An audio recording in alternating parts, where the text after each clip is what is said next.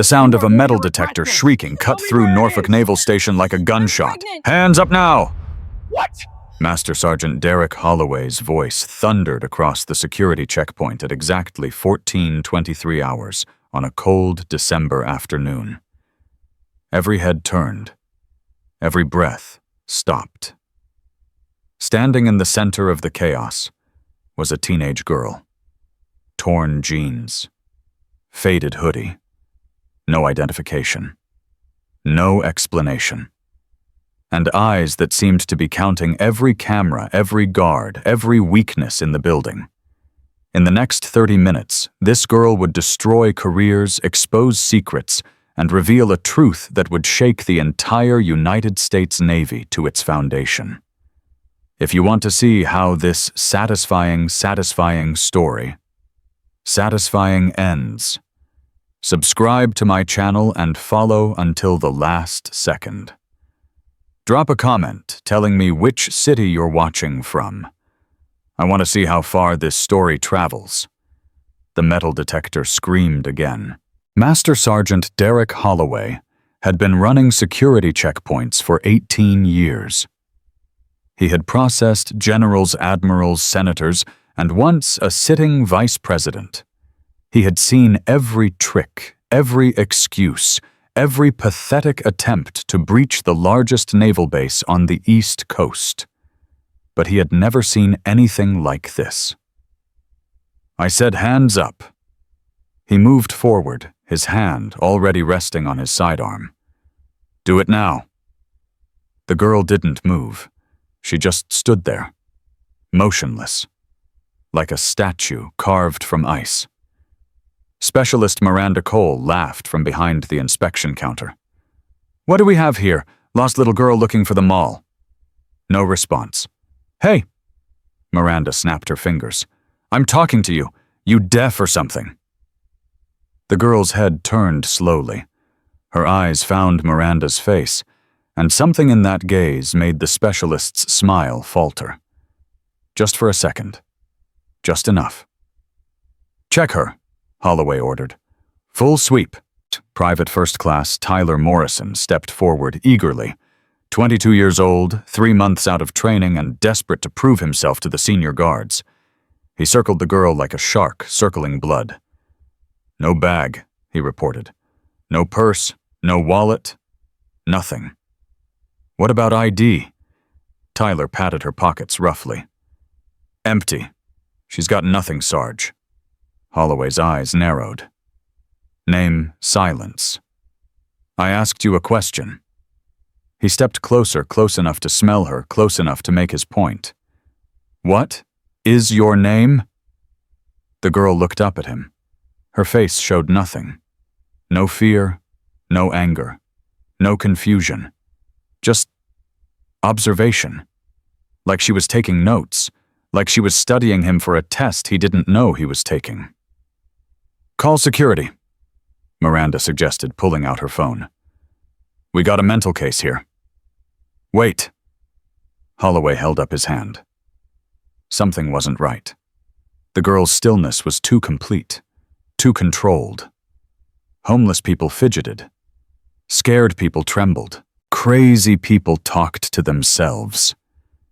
This girl did none of those things. "Where did you come from?" he asked, softening his voice slightly. Maybe she was a victim. Maybe she'd escaped from somewhere. "Are you in trouble? Did someone hurt you? Check your camera." The words came out flat, toneless, like a computer reading a script. Holloway blinked.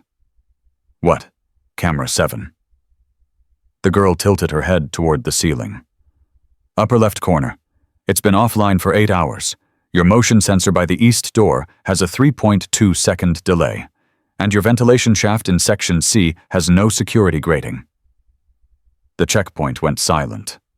Dead silent. Staff Sergeant Damian Cross, the technical specialist, was already typing before anyone could give the order. His fingers flew across the keyboard. His face went pale. "Sarge," his voice cracked. "She's right. Camera 7 went down at 0600 this morning. The motion sensor, 3.2 seconds exactly. And the ventilation... How? Holloway grabbed the girl's shoulder.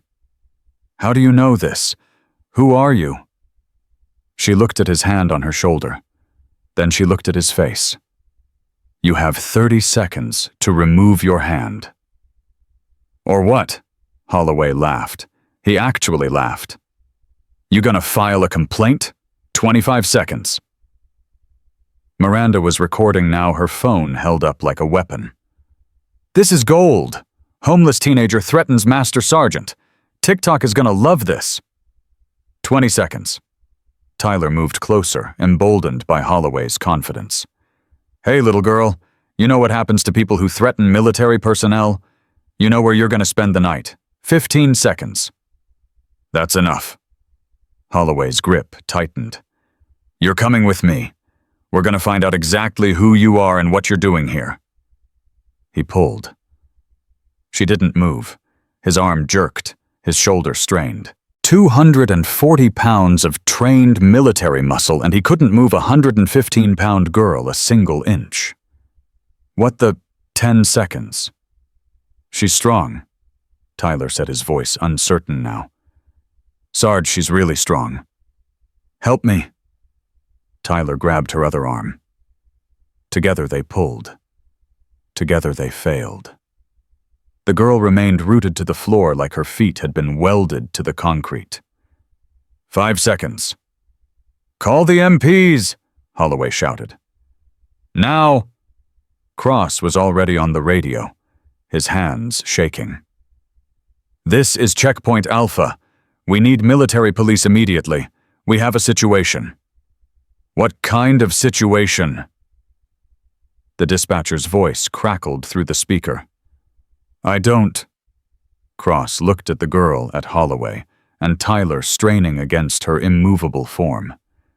I don't know how to describe it. Just send everyone. The girl spoke again.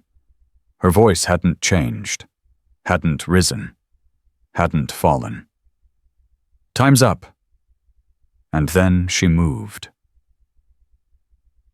What happened next would be reviewed, analyzed, and studied at security training facilities for years to come. Frame by frame, second by second. Trying to understand how a teenage girl in torn jeans had done what shouldn't have been possible. Holloway's grip was broken first. A simple rotation of her shoulder textbook joint manipulation that Cross would later identify from his martial arts training. Then Tyler. A hip movement so subtle that the cameras barely caught it, redirecting his own momentum to send him stumbling backward. Neither man was hurt. Neither man had been struck. But both were now standing 3 feet away from her, breathing hard, staring at her like she had just pulled a rabbit out of a hat. What are you? Holloway whispered. The girl straightened her hoodie, brushed off her shoulder where his hand had been, and then she spoke words that no one in that checkpoint would ever forget. I'm someone who doesn't like being touched. Miranda's phone had stopped recording. Her hand had frozen somewhere between shock and disbelief. Tyler was leaning against the wall, his legs apparently no longer trustworthy. Cross was standing at his computer, his face cycling through emotions too quickly to identify. Only Holloway moved. His pride was wounded. His authority was challenged. And in 18 years of security work, no one had ever made him look foolish. That's it. He pulled out his handcuffs.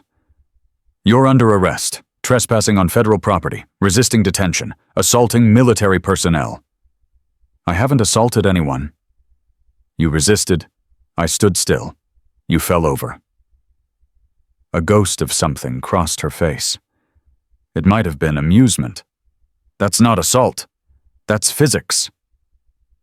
Tyler laughed before he could stop himself. Then he saw Holloway's face, and the laugh died in his throat. Something funny, private. No Sarge. Nothing. Then get over here and help me cuff this terrorist. A terrorist? Cross's voice was cautious. Sarge, we don't have any evidence that she knew our security weaknesses. She knew things she couldn't possibly know. Either she's been casing this place or she's working with someone who has. Holloway moved toward the girl again, handcuffs ready. Either way, she's a threat, and threats get neutralized. The girl watched him approach. Her expression hadn't changed since she'd arrived. That same flat, observational calm, like she was watching a movie she'd seen before. "You're making a mistake," she said. "The only mistake here is yours, sweetheart. Breaking into the wrong base on the wrong day." "I didn't break in. I walked through the front gate. Without ID, without authorization, without—" "I have authorization." Holloway stopped. "Show me." "I can't." "Then you don't have it." "I have it. I just can't show you." "That's not how this works." His voice was rising now, frustration breaking through his professional facade. "You don't get to claim things without proof. You don't get to walk into the largest naval base in America and act like you own the place." "I don't own it." The girl's voice remained level, maddeningly level. "I just outrank everyone in it." Silence. Then laughter. Miranda doubled over her phone, forgotten. Tyler was grinning. Even Cross cracked a smile. Holloway's face split into a grin of pure, condescending contempt. "Oh, that's good. That's really good." He wiped his eyes. "A 19-year-old girl outranks everyone on base. What are you, secret president, queen of America? Neither. Then what could you possibly be?" The girl looked at him. Looked at all of them. And for the first time since she'd arrived, something changed in her expression. The mask slipped just a fraction, just for a heartbeat. And what was underneath made Holloway's laughter die in his throat. "I'm the reason you should have checked my identity before you touched me." The military police arrived 7 minutes later. Sergeant Major Theodore Grant was 54 years old, salt and pepper hair, and a face that had seen more courts-martial than he could count. His partner, Corporal Isaac Webb, was younger, quieter, with eyes that missed nothing. Grant surveyed the scene with professional detachment. A teenage girl standing alone. 4 security personnel standing against the far wall like they were afraid to get too close. "Someone want to explain what's going on here?" Holloway stepped forward. "Unidentified female sergeant major. No ID, no cooperation, possible security threat. She demonstrated detailed knowledge of our security systems and resisted detention." Grant's eyes moved to the girl. She met his gaze without flinching. "Ma'am." His voice was different, softer, more respectful. "Can you tell me your name?" "I can." "Will you—" "Not yet?" "Why not?" "Because I want to see how far this goes." She tilted her head slightly. "I want to see who stops it." Grant frowned. Something about the way she spoke, the way she stood, the way she seemed to be evaluating everything around her like a chess grandmaster studying a board. "Ma'am, you understand you're in serious trouble here. Trespassing on a federal installation is a felony, 5 years minimum, potentially more if terrorism charges apply." She recited it like she was reading from a manual. "I know the regulations, Sergeant Major, probably better than you do." Webb shifted uncomfortably. "Sarge, something's not right here." "No kidding. No, I mean—" Webb lowered his voice. "Look at her posture, the way she's positioned herself. Back to the wall, clear sight lines to all exits, weight balanced on the balls of her feet. That's not a scared civilian. That's tactical positioning." Grant looked again. Damn. The kid was right. "Who trained you?" he asked the girl directly. "People you've never heard of." "Try me." "I'd rather not. It's classified." "Everything's classified. I have clearance." "Not for this." Holloway's patience snapped. That's enough, Sergeant Major. I want this girl in custody. Now. Whatever game she's playing. Sergeant. Grant's voice was ice. I'm handling this. With all due respect, I said I'm handling it. Holloway's jaw tightened, but he stepped back. Rank was rank, even when it was inconvenient. Grant turned back to the girl. You're going to have to give me something. A name, a unit, something I can verify. Otherwise, I have no choice but to detain you. The girl considered this for a moment. Then she reached into her hoodie pocket. Slowly, deliberately, making sure everyone could see her hands. She pulled out a coin. Silver worn smooth by years of handling. Strange symbols etched into the surface, barely visible beneath the wear. Show this to someone who knows what it means. Grant took the coin, turned it over in his fingers. The symbols meant nothing to him. An eagle. A trident. Numbers that might have been a date. Nothing that explained weight. His breath caught. The trident wasn't just a trident. It was a specific trident. A design used by only one unit in the entire United States military. A unit so classified that its existence was officially denied for decades. Where did you get this? His voice had changed. Hardened. Sharpened. I earned it. That's impossible. And yet, she held out her hand. Here I am. The next 8 minutes were chaos. Grant was on the phone speaking in clipped tones to people whose names the checkpoint personnel had never heard. Webb stood guard, his hand resting on his weapon, his eyes never leaving the girl.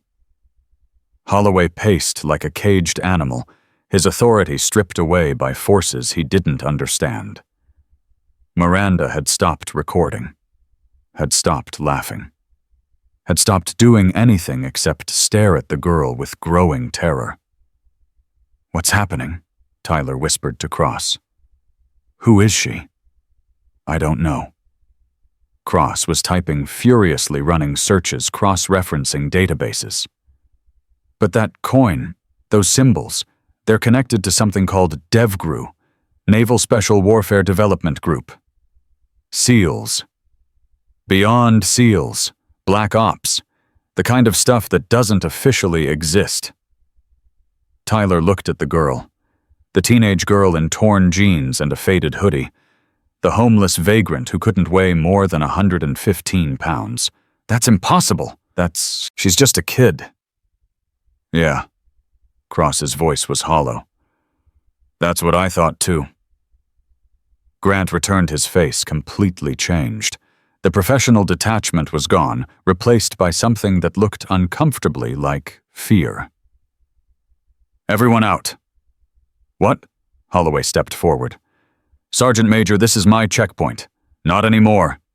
Grant's voice left no room for argument. Everyone except the girl, out. Now. You can't. That's a direct order, Sergeant. Comply or face insubordination charges. The checkpoint personnel filed out slowly, looking back over their shoulders, trying to understand what was happening. Only the girl remained standing in the exact same spot she'd occupied since she arrived. Grant waited until the door closed. Then he turned to her. Commander Patterson is on his way. Good. You could have told them who you were. I could have. Why didn't you? The girl looked at him. Really looked at him for the first time since he'd arrived. And what he saw in those eyes made his knees want to buckle. Because I wanted to see what they would do. Outside the checkpoint, the crowd had grown. Word had spread through the base like wildfire. Something was happening at the main gate. Something big. Something that had Sergeant Major Grant speaking in hushed tones, and Master Sergeant Holloway pacing like he'd seen a ghost. Among the watchers was an old man in a wheelchair. Hector Santos, 79 years old, Vietnam veteran, 3 Purple Hearts survivor of things that still gave him nightmares 50 years later. He'd come to visit a friend in the hospital wing, but now he sat frozen, watching the inspection room with eyes that had seen too much to be fooled. "You recognize her," the voice came from beside him, a young woman in a fresh uniform. Seaman Maya Ortiz, 19 years old, 3 weeks out of boot camp. Hector didn't look at her. "No. You're lying. Mind your business, recruit. I saw your face when she walked in. You know who she is." Hector was silent for a long moment. Then he spoke, his voice barely above a whisper. "I don't know who she is, but I know what she is." "What does that mean?" "It means—" Hector finally turned to look at the young sailor. "It means everyone in that building just made the biggest mistake of their lives." A black SUV pulled up to the checkpoint. The doors opened, and Commander William Patterson stepped out. 35 years of service, commanded destroyers, led task forces, survived 3 combat deployments. He walked into the inspection room, and 30 seconds later a sound came out that made everyone's blood run cold. The sound of a full commander screaming orders at the top of his lungs. "Everyone on your feet. Attention now." Inside the room, chaos had given way to terror. Commander Patterson stood at attention so rigid that his spine audibly cracked. His hand was raised in a salute that trembled with barely contained emotion. His face was the color of old newspaper. The girl, the teenage vagrant, the homeless nobody stood before him, like she owned the room. Because she did. "Admiral Harrison." Patterson's voice shook. "I wasn't informed of your inspection." The room seemed to collapse inward. Holloway, who had been standing near the door, actually sat down on the floor. His legs simply stopped working. Miranda made a sound like a wounded animal. Tyler started crying. Cross closed his eyes and began calculating the end of his career. Only the girl, Admiral Elena Harrison, remained unchanged. The same flat expression, the same measuring eyes, the same absolute terrifying calm. "That commander," she said quietly, "was the point." The silence lasted exactly 4 seconds. Then Commander Patterson's voice cracked through the air like a whip. "Sergeant Holloway, on your feet. Now." Holloway couldn't move. His legs had turned to water. His brain had stopped processing information somewhere around the word Admiral, and it hadn't recovered since. "I said now." Something in the commander's tone broke through the fog. Holloway scrambled upright, his movements clumsy, uncoordinated like a puppet with tangled strings. He tried to stand at attention, but his body couldn't remember how. Admiral Elena Harrison watched him struggle. Her expression hadn't changed since the revelation. That same flat calm, that same measuring gaze. But now everyone understood what that gaze meant. It was the gaze of someone deciding their fate. "Commander Patterson." Her voice was soft, almost gentle. Somehow, that made it worse. "I want this checkpoint secured. No one in or out until I say otherwise." "Yes, ma'am." Immediately. Son Patterson was already moving barking orders into his radio. Within minutes, armed guards had sealed every entrance. The crowd outside pressed against the barriers, desperate for information, getting none. Inside, the 4 security personnel stood in a ragged line. Holloway, Miranda, Tyler, Cross. 4 careers, 4 futures, all of them hanging by threads that were fraying by the second. Elena walked slowly down the line. Her footsteps were silent. Her presence was deafening. She stopped in front of Miranda first. "Specialist Cole?" Miranda flinched like she'd been struck. Yes, ma'am." "You took photographs." "I didn't I didn't ask for an explanation. Elena's voice remained level. I made a statement. You took photographs of a detained individual on your personal phone. Miranda's face crumbled. The tears started before she could stop them, streaming down her cheeks in ugly mascara-stained rivers. I'm sorry. I'm so sorry. I didn't know. Didn't know what? Elena tilted her head. That I was an admiral, or that photographing detainees without consent is a violation of military law. I just thought, you thought she was nobody. Commander Patterson's voice cut in harsh, with barely contained fury. You thought she was homeless, worthless, someone you could mock without consequences. Miranda sobbed harder. Please, I have a son. He's only 3 years old. If I lose my job... You should have thought about that before you turned a human being into entertainment. Elena held up her hand, and Patterson fell silent immediately. Specialist Cole. Elena's voice softened, but only slightly. What's your son's name? Miranda blinked through her tears. What? Your son. His name. Marcus. His name is Marcus. How old were you when you had him? 25. Elena nodded slowly. And his father, gone. Left before Marcus was born. I've been raising him alone. So you understand struggle. You understand what it's like to be judged. To be dismissed. To have people look at you and see nothing but your circumstances. Miranda's crying intensified. Yes. Then why... Elena stepped closer. Why would you do the same thing to someone else? The question hung in the air like smoke. Miranda had no answer. There was no answer. Elena moved on. Tyler Morrison was shaking so badly that his teeth were chattering. 22 years old. 3 months out of training. His entire military career had lasted 90 days, and now it was ending in the worst possible way. Private Morrison. Ma'am? His voice cracked on the single syllable. You kicked me. I tripped. You deliberately struck a detained individual to impress your colleagues. Elena's words were precise. Surgical. You wanted them to think you were tough. Capable. Not soft. Tyler's composure shattered completely. The tears came freely now, mixing with snot and shame. I'm sorry. God, I'm so sorry. I just wanted them to like me. I wanted to fit in.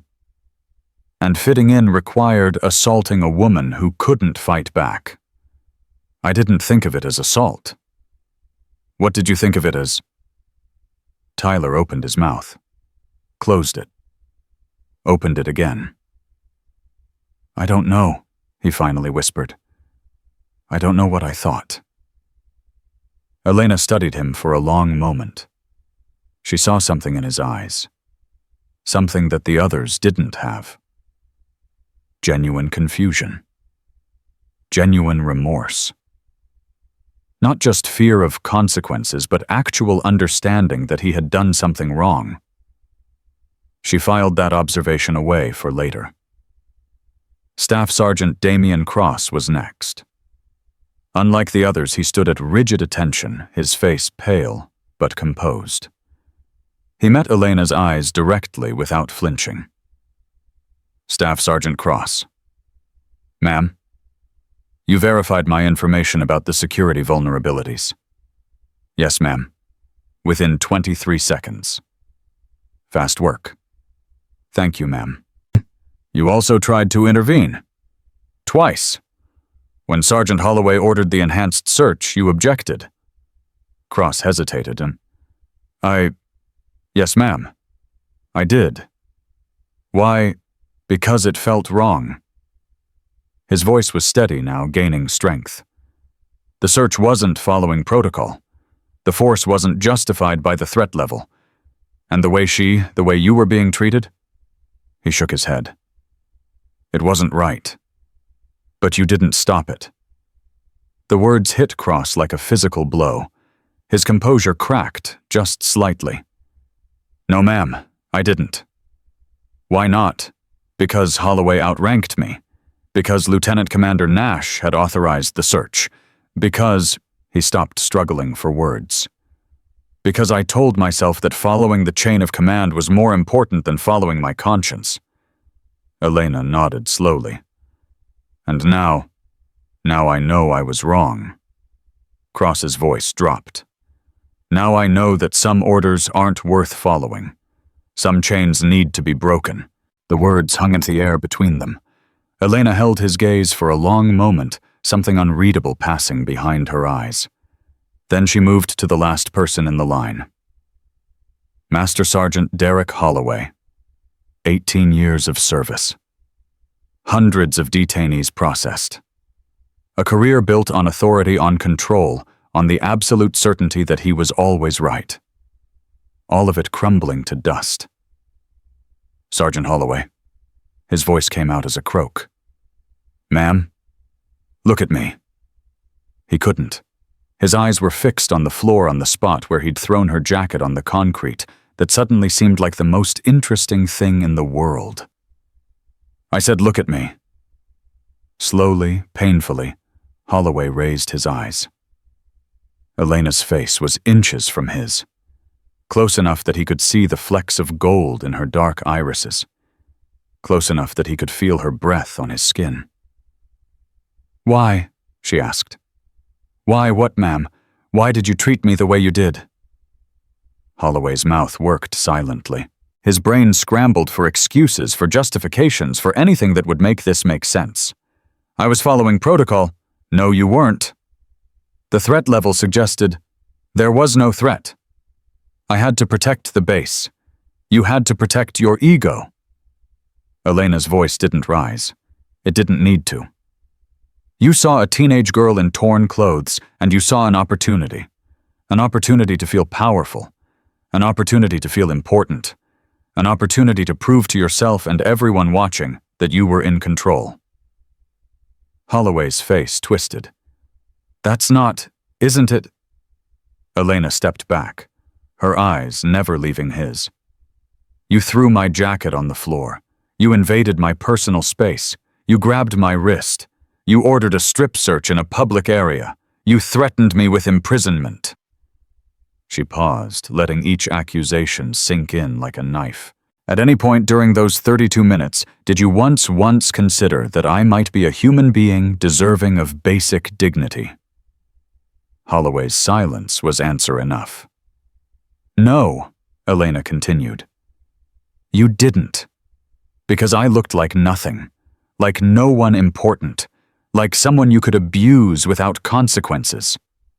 She turned away from him, addressing the entire group. This wasn't a random inspection. I chose this checkpoint specifically because of your unit's history. 3 complaints in the past 6 months. All dismissed, all buried, all involving civilians who were treated exactly the way I was treated today. Miranda made a choking sound. Tyler looked like he might be sick.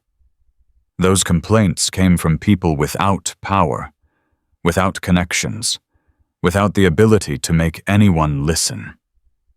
Elena's voice hardened. They came to this checkpoint seeking help, and they were met with contempt, mockery, abuse. She turned back to face them. Today, that changes. Commander Patterson stepped forward. Admiral, with your permission, I'll begin processing the disciplinary actions immediately. Not yet. Elena held up her hand. First, I want to understand the full scope of what happened here. And for that, I need to speak with each of them individually. Patterson nodded. I'll arrange for private interview rooms. Use your office. It's closer. Yes, ma'am. As the personnel were escorted out, one by one, Elena remained standing in the center of the checkpoint. The space felt different now.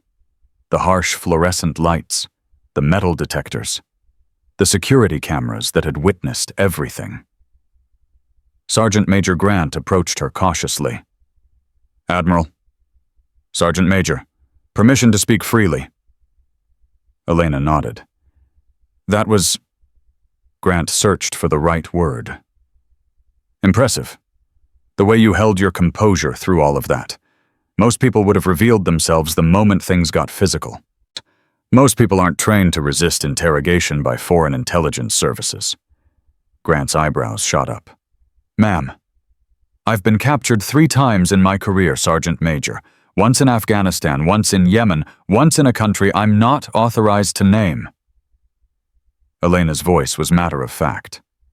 "Real torture makes what happened here look like a mild inconvenience." Grant didn't know what to say to that. He settled for nodding respectfully. "There's something else," Elena continued. "The security vulnerabilities I identified. Camera 7. The motion sensor delay. The ventilation access." "Yes, ma'am. We've already begun corrective measures." "Don't." Grant blinked. "Ma'am, those vulnerabilities weren't accidents." Elena turned to face him fully. "They were created, deliberately, by someone with access to your security systems." The words took a moment to register. When they did, Grant's face went pale. "You're saying we have a saboteur. I'm saying you have a breach. Someone has been systematically weakening your security infrastructure for at least 18 months. Elena's eyes were cold. "And whoever they are, they knew I was coming." Outside the checkpoint, the crowd had continued to grow. Rumors were spreading faster than the truth, wild speculation about terrorists, about foreign agents, about things that couldn't possibly be real. Hector Santos sat in his wheelchair at the edge of the crowd, watching and waiting. Beside him, Seaman Maya Ortiz stood with her arms crossed, her young face troubled. "You were right," Maya said quietly, "about them making a mistake. I'm always right, comes with age." "Who is she?" "Really?" Hector was silent for a long moment. When he spoke, his voice was barely above a whisper. "During Vietnam, there was a unit. Unofficial, off the books. They did things that nobody talked about because talking meant dying." His eyes grew distant. "They had a name for the people in that unit. Called them ghosts. Because they appeared out of nowhere, did what needed to be done, and disappeared without a trace." Maya felt a chill run down her spine. "And she's one of them?" "No." Hector shook his head slowly. "She's not one of them. She's what comes after them. The next generation. The evolution." "How do you know?" Hector finally turned to look at her. His eyes were ancient, haunted, holding memories that would never fully heal. "Because I've seen that look before. That absolute stillness. That patience." He turned back toward the checkpoint. "I saw it in the eyes of the men who saved my life in 1969. And I'm seeing it again now." Inside Commander Patterson's office, the first interview was about to begin. Derek Holloway sat in a chair across from the desk, his hands clasped so tightly that his knuckles had turned white. Admiral Harrison stood by the window, her back to him silhouetted against the gray December sky. For a long moment, neither spoke. Then Elena turned. 18 years. Holloway flinched. "Ma'am, 18 years of service. Promoted twice. Reprimanded once in 2018 for excessive force during a detention." She moved toward the desk, her movements deliberate. "That reprimand was removed from your record after you filed a grievance." Holloway's throat worked. "The force was justified, given the detainee was a 17-year-old dependent who had forgotten her ID card. She weighed 90 pounds. She was crying." Elena sat down across from him. "You threw her against a wall hard enough to leave bruises." "That's not the report said. I've read the original report, before it was modified. Elena's voice was ice. Before your supervisor decided that your career was more important than that girl's dignity. Holloway's face crumbled. The mask he'd worn for 18 years, the mask of authority, of confidence, of absolute control, finally shattered completely. I didn't mean to hurt her. But you did. She was being difficult. She wouldn't cooperate. I just reacted. You just reacted. Elena leaned forward. And today, when you grabbed my wrist, when you ordered the strip search, were you just reacting then too? Holloway opened his mouth, closed it. The silence stretched between them like a wire pulled too tight. I'm going to ask you a question, Elena said finally. And I want you to think very carefully before you answer, because your answer will determine whether you spend the next 5 years in military prison or the next 20. Holloway's face went gray.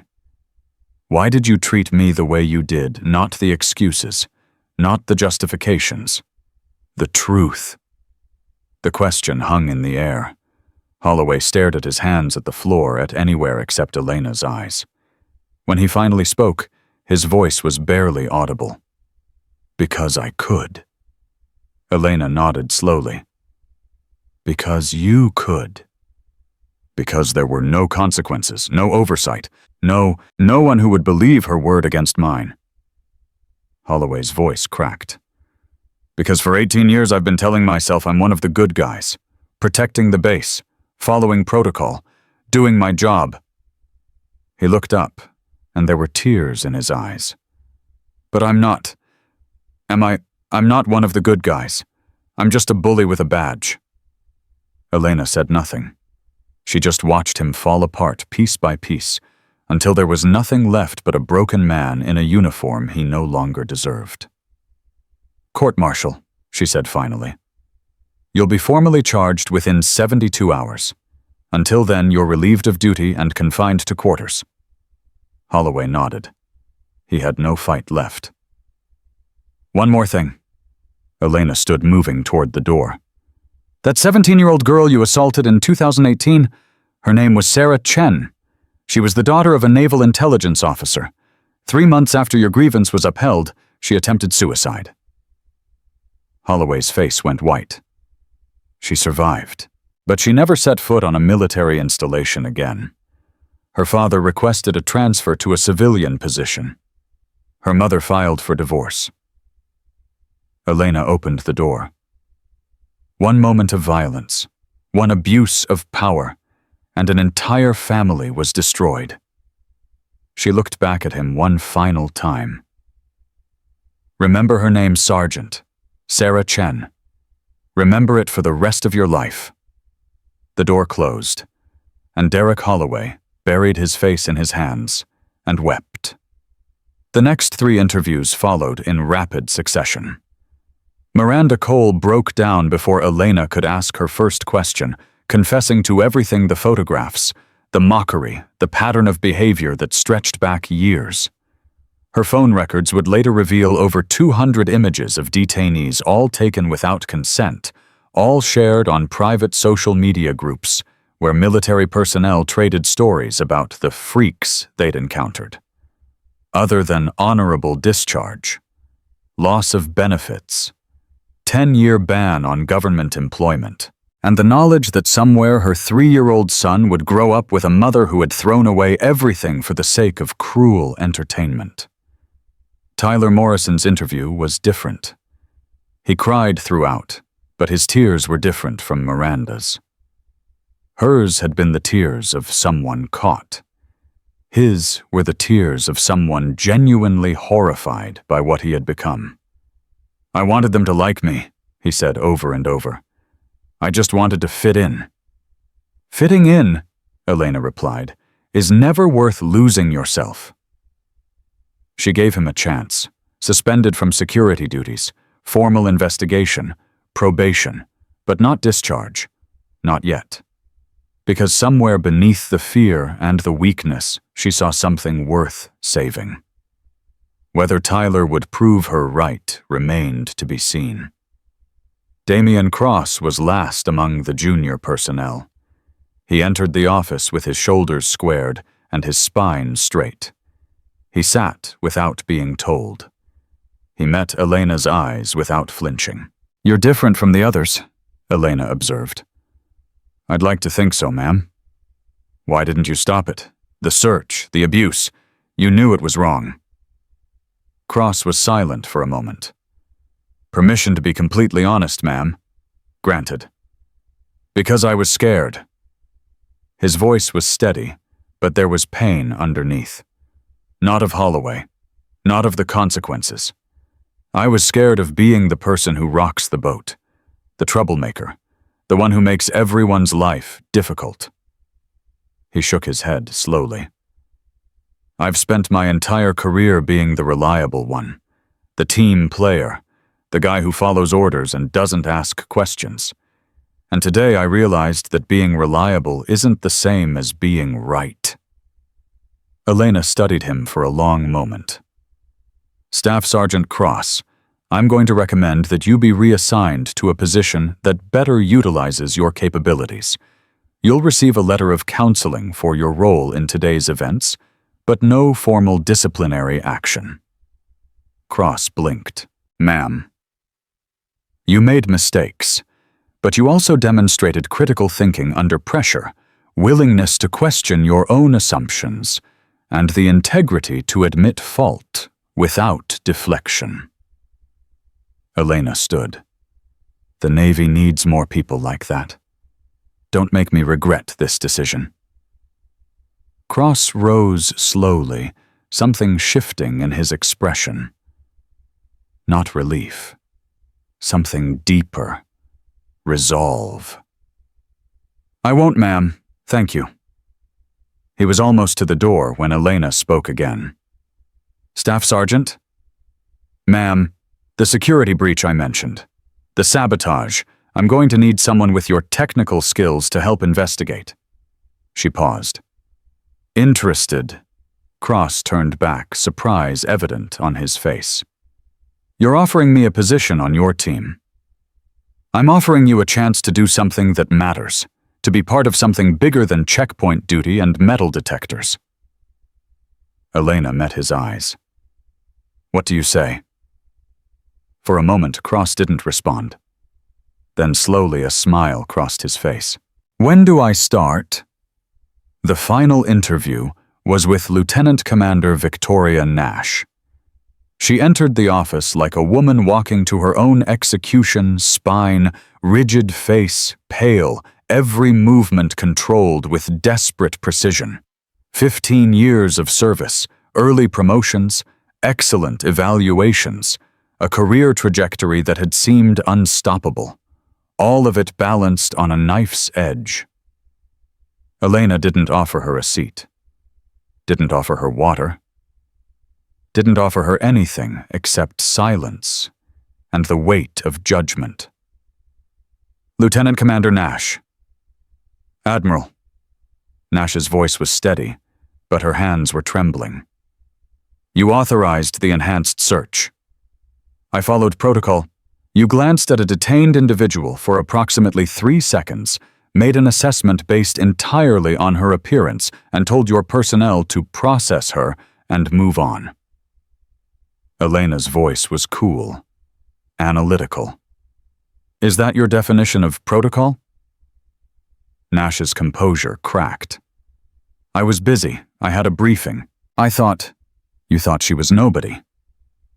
Elena stepped closer. "You saw a homeless teenager and decided she wasn't worth your time, your attention, your basic human consideration. I made a mistake. You made a choice that reflected exactly who you are when no one important is watching." Nash's eyes filled with tears. She fought them back, desperately clinging to the last shreds of her dignity. "Admiral, please. I've given 15 years to this Navy. I've worked harder than anyone. I've sacrificed everything. If you end my career over one mistake, Elena's voice sharpened. "You walked into that checkpoint and saw a woman being mistreated. You had the authority to stop it, the rank to question it, the power to make a difference. She leaned forward. And what did you do? You accelerated it. You told them to hurry up so you could get to your briefing. You prioritized your schedule over another human being's dignity. Nash broke. The tears came freely now, streaming down her face. I know. God, I know. I've been thinking about it every second since you revealed yourself. Wondering how I became this person. How I forgot what the uniform is supposed to mean. Elena watched her cry. Watched her fall apart. Watched 15 years of carefully constructed professionalism crumble into dust. Then she spoke. I'm not going to end your career. Nash's head snapped up. What? You're going to receive a letter of reprimand that will go into your permanent file. It will affect your chances for promotion. You may spend the rest of your career at this rank. Elena moved toward the window. But you followed protocol. When you gave the order to proceed, you instructed your personnel to do it correctly. That doesn't excuse your behavior. But it tells me that somewhere beneath the assumptions, there's an officer who knows the rules. Nash stared at her in disbelief. I don't understand.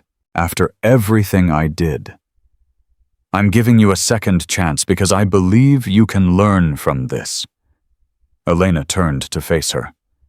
Prove me wrong, and that letter of reprimand will be the least of your worries. Nash nodded slowly, tears still streaming down her face. Thank you, Admiral. I won't forget this. No. Elena's voice softened slightly. You won't. She walked to the door and opened it. Lieutenant Commander, the woman you dismissed today could have been anyone. A veteran who lost everything to PTSD, a mother fleeing an abusive husband, a witness to a crime who needed help. She paused. Or, as it turned out, an admiral conducting a security assessment. Nash looked up, meeting her eyes. The point is, you didn't know, and instead of finding out, you assumed the worst. I understand. Then remember this feeling, every time you walk into a checkpoint, every time you see someone who looks like they don't belong. Elena held her gaze. Remember how it feels to realize you were the one who didn't understand.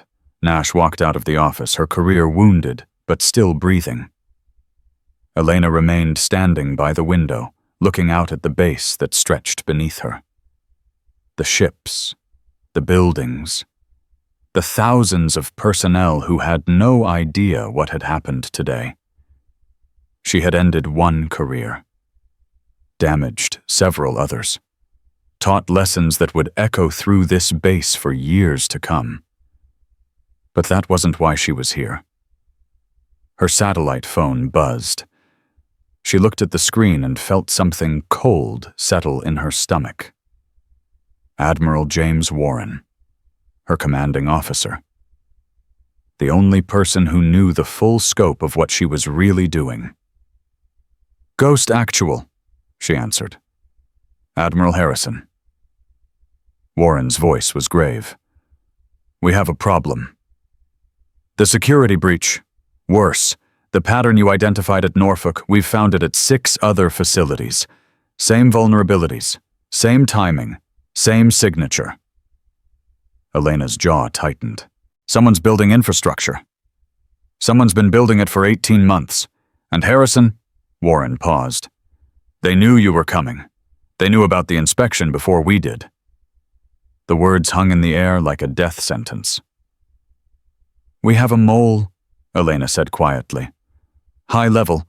Someone with access to classified operations schedules. Elena looked out at the base again, at the ships and the buildings and the people who trusted their security to systems that had been deliberately compromised. Then we find them, she said. Whatever it takes. That's exactly what I wanted to hear. Warren's voice hardened. Because I'm activating DevGru 7, full tactical authority, Ghost Protocol. Elena closed her eyes briefly. Ghost Protocol. The highest level of covert operations authorization. Unlimited resources. Unlimited access. And unlimited consequences for failure. Understood. And Harrison, be careful. Whoever these people are, they're not playing games. Neither am I. She ended the call and stood alone in the commander's office, staring at the phone in her hand. Somewhere out there, an enemy was watching, planning, waiting. They had built something in the shadows, something that threatened everything the uniform was supposed to represent. And now Elena was going to tear it down, whatever it took, whatever it cost. She was Ghost. And Ghost never stopped hunting. 3 hours had passed since the revelation at the checkpoint. 3 hours since Master Sergeant Derek Holloway had been escorted to confinement. 3 hours since Miranda Cole had surrendered her phone and her dignity. 3 hours since the word Admiral had turned Norfolk Naval Station upside down. And in those 3 hours, Elena Harrison had not stopped moving. Staff Sergeant Damian Cross walked quickly beside her, his tablet clutched against his chest like a shield. He had been officially reassigned 45 minutes ago. His new orders signed by Commander Patterson himself, technical advisor to Admiral Harrison's investigation team, a team that so far consisted of exactly 2 people. The security logs don't make sense, Cross said, struggling to keep pace with her stride. Camera 7 didn't just go offline. Someone accessed the system remotely and disabled it. Trace the access point. I tried. The connection bounced through 17 different servers across 4 countries before terminating in nowhere. He shook his head.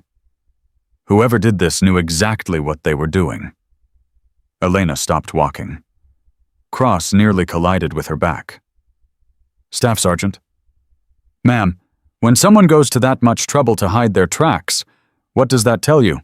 Cross thought for a moment. That they're professionals. What else? That they've done this before. What else? Cross fell silent, his mind racing through the implications. Then his face changed. That they're still watching.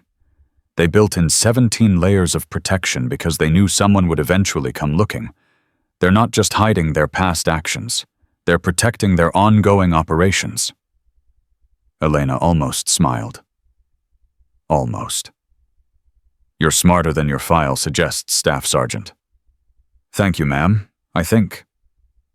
They continued walking faster now, heading toward the communications center, where Elena had requested a secure line to NCIS headquarters.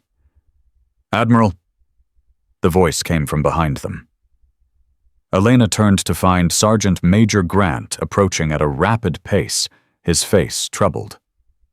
Sergeant Major, we have a situation. One of the personnel involved in the checkpoint incident is requesting to speak with you. Which one? Private Morrison. Tyler Morrison. The one who kicked you. Elena's eyes narrowed. I've already conducted his interview. Yes, ma'am. But he says he has information he was too scared to share before. Grant hesitated. He says it's about the security breaches, and he says it's urgent. Elena exchanged a glance with Cross. Where is he? Holding room 3. I have 2 guards on the door. Remove them. I'll speak with him alone. Grant's eyebrows rose. Ma'am, with respect, if he's connected to the sabotage, then I need him to feel safe enough to talk. Elena's voice left no room for argument.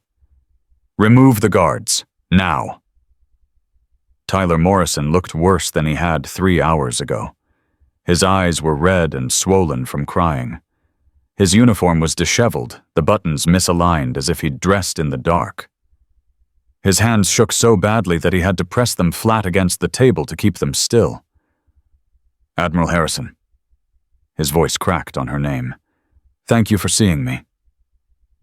Elena sat down across from him. The door was closed.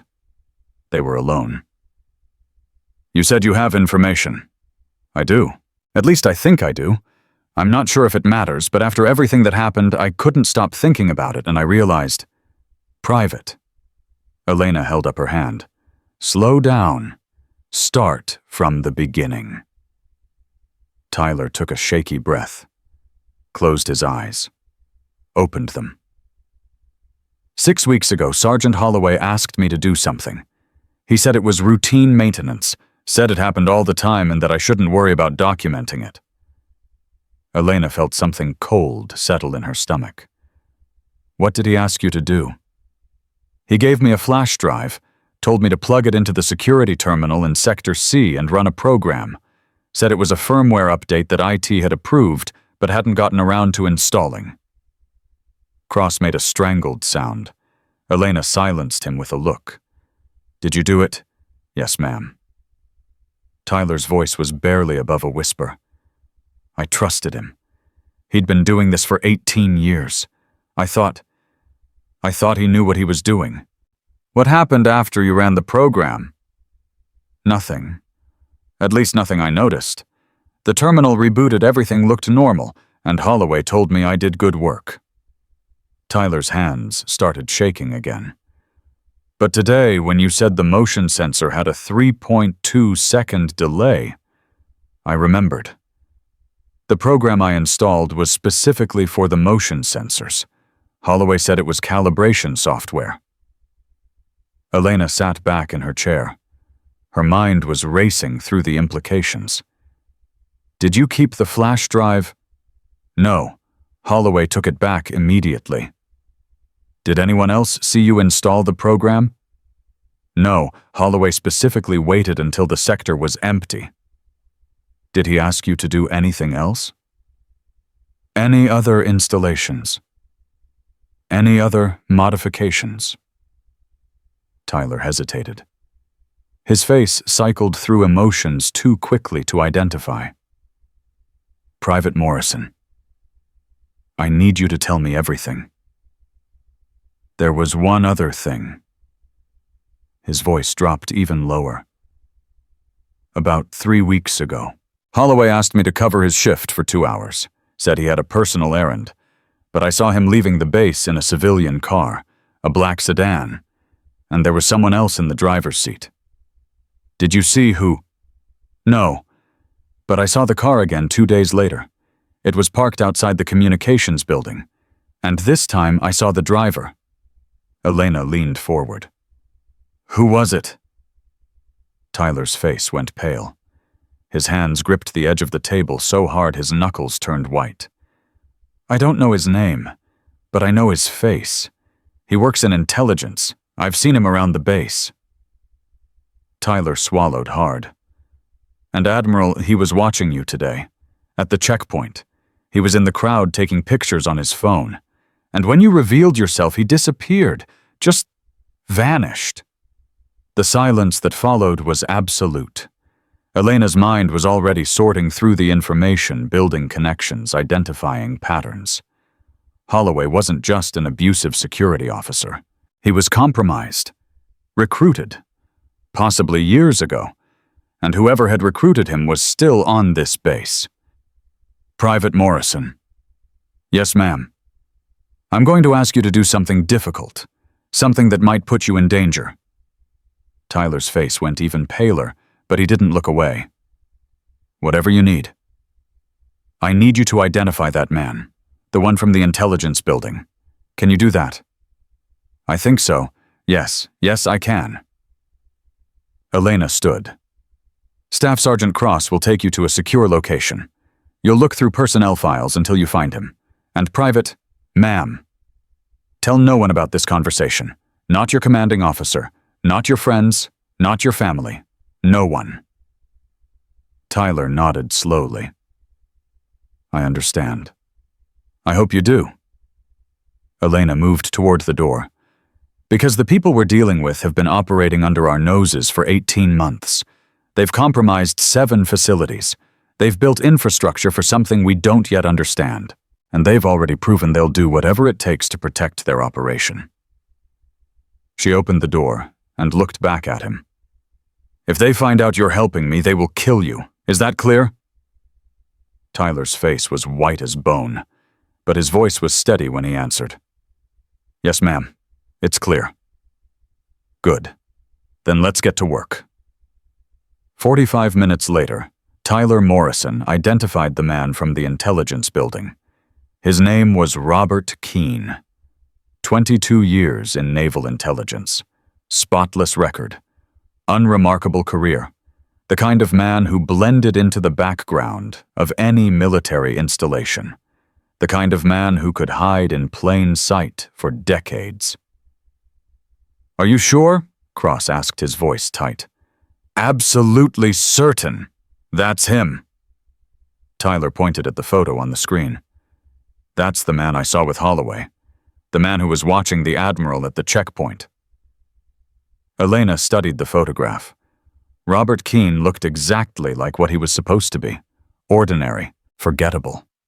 The perfect cover for someone living a double life. "Pull his access records," she ordered.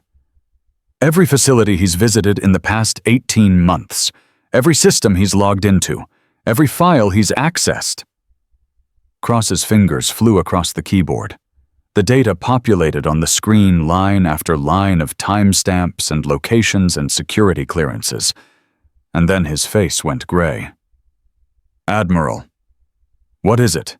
"Keane has accessed every compromised facility. Every single one. Norfolk, San Diego, Pearl Harbor, Coronado. He's been to all of them. Multiple times." "When?" "The visits correlate exactly with the security breaches. He was at each facility within 72 hours of the vulnerabilities being created." Elena felt something cold and hard settle in her chest. They had him. After 18 months, they finally had him.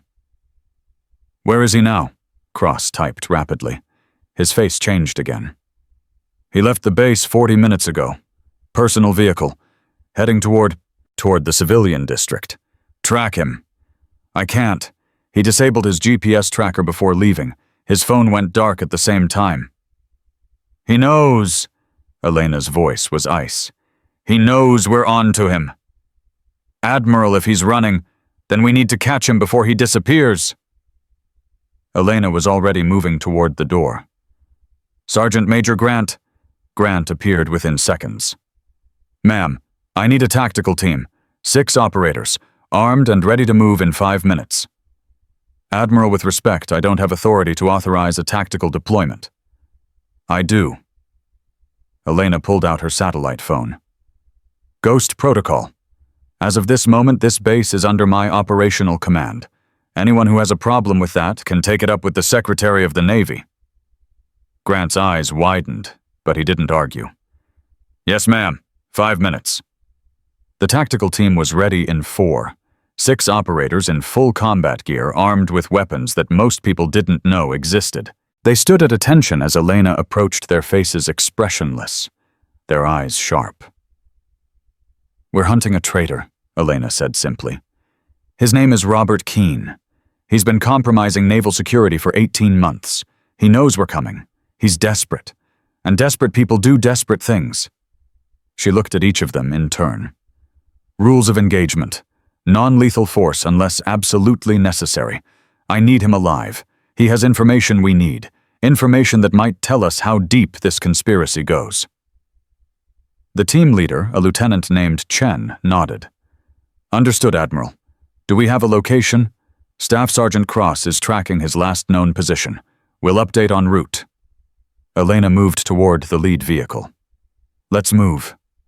They found Robert Keane's car abandoned in a parking garage 3 miles from the base. The engine was still warm. The doors were unlocked. Inside, they found his military ID, his phone, and his wallet. Everything he needed to start a new life was gone. "He dumped his identity," Lieutenant Chen observed. "Went ghost. Search the area, every exit, every surveillance camera, every possible route he could have taken." The team spread out. Elena stood beside the abandoned car, her mind racing through possibilities. Keane had a head start. Maybe an hour. Maybe less. But he couldn't have gotten far on foot. Unless he had help. "Admiral." Cross's voice crackled through her earpiece. "I found something. Traffic camera footage from 12 minutes ago. A black sedan picked up a pedestrian 2 blocks from the parking garage. Male approximately 6 feet tall, carrying a duffel bag." License plate. Stolen.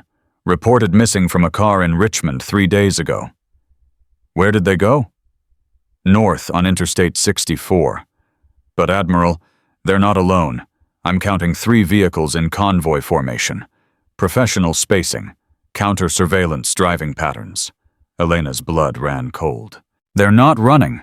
They're extracting. Ma'am, someone's pulling Keen out. Someone with resources, training, organization. Her jaw tightened. This isn't one traitor. This is a network. Admiral, if there's a network, then Keen is just the tip of the iceberg. Elena was already moving back toward the vehicles. Get me Admiral Warren. Secure line. Now. The conversation with Admiral Warren lasted exactly 3 minutes and 47 seconds. When it ended, Elena's face was carved from stone. Ma'am, Lieutenant Chen approached cautiously. Orders. We're standing down. What? The convoy crossed into federal jurisdiction 12 minutes ago. FBI has taken over the pursuit. Elena's voice was flat. We're being ordered to return to base and await further instructions. Chen's face showed his frustration. Admiral, with respect, if we let them go. We're not letting them go. We're following orders. Elena met his eyes. Sometimes the chain of command isn't our enemy. Sometimes it's our ally. I don't understand. Neither do I. Not yet. Elena moved toward the vehicle. But I intend to find out. The ride back to Norfolk was silent. Elena sat in the back seat, her eyes closed, her mind working through everything that had happened. Keen's extraction had been too smooth, too professional, too well-coordinated. Someone had been watching. Someone had been waiting. And the moment Keen was identified, they had moved to pull him out. Which meant the conspiracy wasn't just about compromising security systems. It was about protecting something. Something valuable enough to risk exposure. Something worth deploying a full extraction team in broad daylight. Her phone buzzed. A text message from an unknown number. 3 words. She's not ready. Elena stared at the message. Her blood turned to ice. She. Not you. She. Stop the vehicle. Lieutenant Chen hit the brakes. Admiral, give me your phone. Chen handed it over without question. Elena dialed a number from memory, her hands steady despite the cold dread spreading through her chest. Ghost Actual to Overwatch. Priority Alpha. Verify location of all protected assets. Now. The voice on the other end was tense. Admiral, what's... Now. 30 seconds of silence. Then, all assets accounted for except one. Seaman Maya Ortiz. She was last seen at the Norfolk checkpoint 3 hours ago. Current location unknown. Elena's world narrowed to a single point. Maya. The young woman who had caught her attention. Who had shown integrity when everyone else showed cruelty. Who had potential that Elena had recognized instantly. They had taken her. Lock down the base. Every exit. Every entrance. No one in or out without my personal authorization. Admiral, the base commander hasn't... I don't care about the base commander. I care about finding that woman before they disappear her forever. Elena's voice was ice and fire. Lock it down. Now. She ended the call and looked at Lieutenant Chen. Change of plans. We're not going back to base. Where are we going? To find someone who doesn't want to be found. Elena's eyes were dark. And God help anyone who gets in my way. The search for Maya Ortiz began with a single question. Where had she been when she disappeared? Cross worked through the security footage with desperate speed, rewinding, fast-forwarding, searching for any trace of the young seaman. Elena stood behind him, watching, waiting, her patience stretched to breaking. There, Cross pointed at the screen. 1547 hours. Maya Ortiz entering the administration building, alone. Why? Her file says she received orders to report to personnel services, routine paperwork. Who issued the orders? Cross typed rapidly. His face went pale. Admiral, the orders were issued by Lieutenant Commander Victoria Nash. Elena's breath caught. Nash, the officer she had reprimanded, the officer whose career she had damaged, the officer who had every reason to want revenge. But Nash had been broken, remorseful, genuinely horrified by what she had done. Unless it had all been an act. Where is Nash now? Her quarters. She's been there since her interview. Verify. Cross made a call. Waited. His face relaxed slightly. Confirmed. Nash is in her quarters. 2 witnesses saw her enter 40 minutes ago. She hasn't left. Then someone used her credentials. Elena's mind was racing. Someone with access to the personnel system. Someone who knew Maya would follow orders without question. Keene left the base an hour before Maya disappeared. He couldn't have issued the orders himself. Elena began pacing. There's another player, someone we haven't identified yet. Admiral, if there's another mole, then we're running out of time. Elena stopped pacing. Maya saw something at the checkpoint, something that made her valuable, or dangerous. They've taken her for a reason. What reason? I don't know yet, but I'm going to find out. The breakthrough came 17 minutes later. Cross discovered an anomaly in the security logs. A brief window, approximately 90 seconds, when the surveillance cameras in the administration building's back corridor had experienced a technical malfunction. During those 90 seconds, someone had walked Maya Ortiz out of the building, and they had done it without leaving a single trace. Professional, Cross muttered. Military training. Maybe intelligence background. Narrow it down. Who on this base has intelligence training and access to the personnel system? Cross ran the search. The list populated on the screen. 47 names. Too many. Elena studied the list. Cross-reference with anyone who accessed Lieutenant Commander Nash's credentials in the past 24 hours. The list shrank. 12 names. Better. Now eliminate anyone who was on duty during the 90-second window. 8 names. Now eliminate anyone who has been on this base for less than 2 years. 3 names. Elena stared at the final list. 3 possibilities. 3 potential traitors. 3 people who might know where Maya Ortiz had been taken. Lieutenant David Park, intelligence analyst. 6 years at Norfolk. Commander Sarah Wells. Communications officer. 4 years at Norfolk. Master Chief Raymond Torres. Security coordinator. 9 years at Norfolk. Which one? Cross asked. Elena studied the names, studied the files, studied the photographs. And then she saw it. A detail so small that anyone else would have missed it. Master Chief Raymond Torres. 9 years at Norfolk. Spotless record. Exemplary service.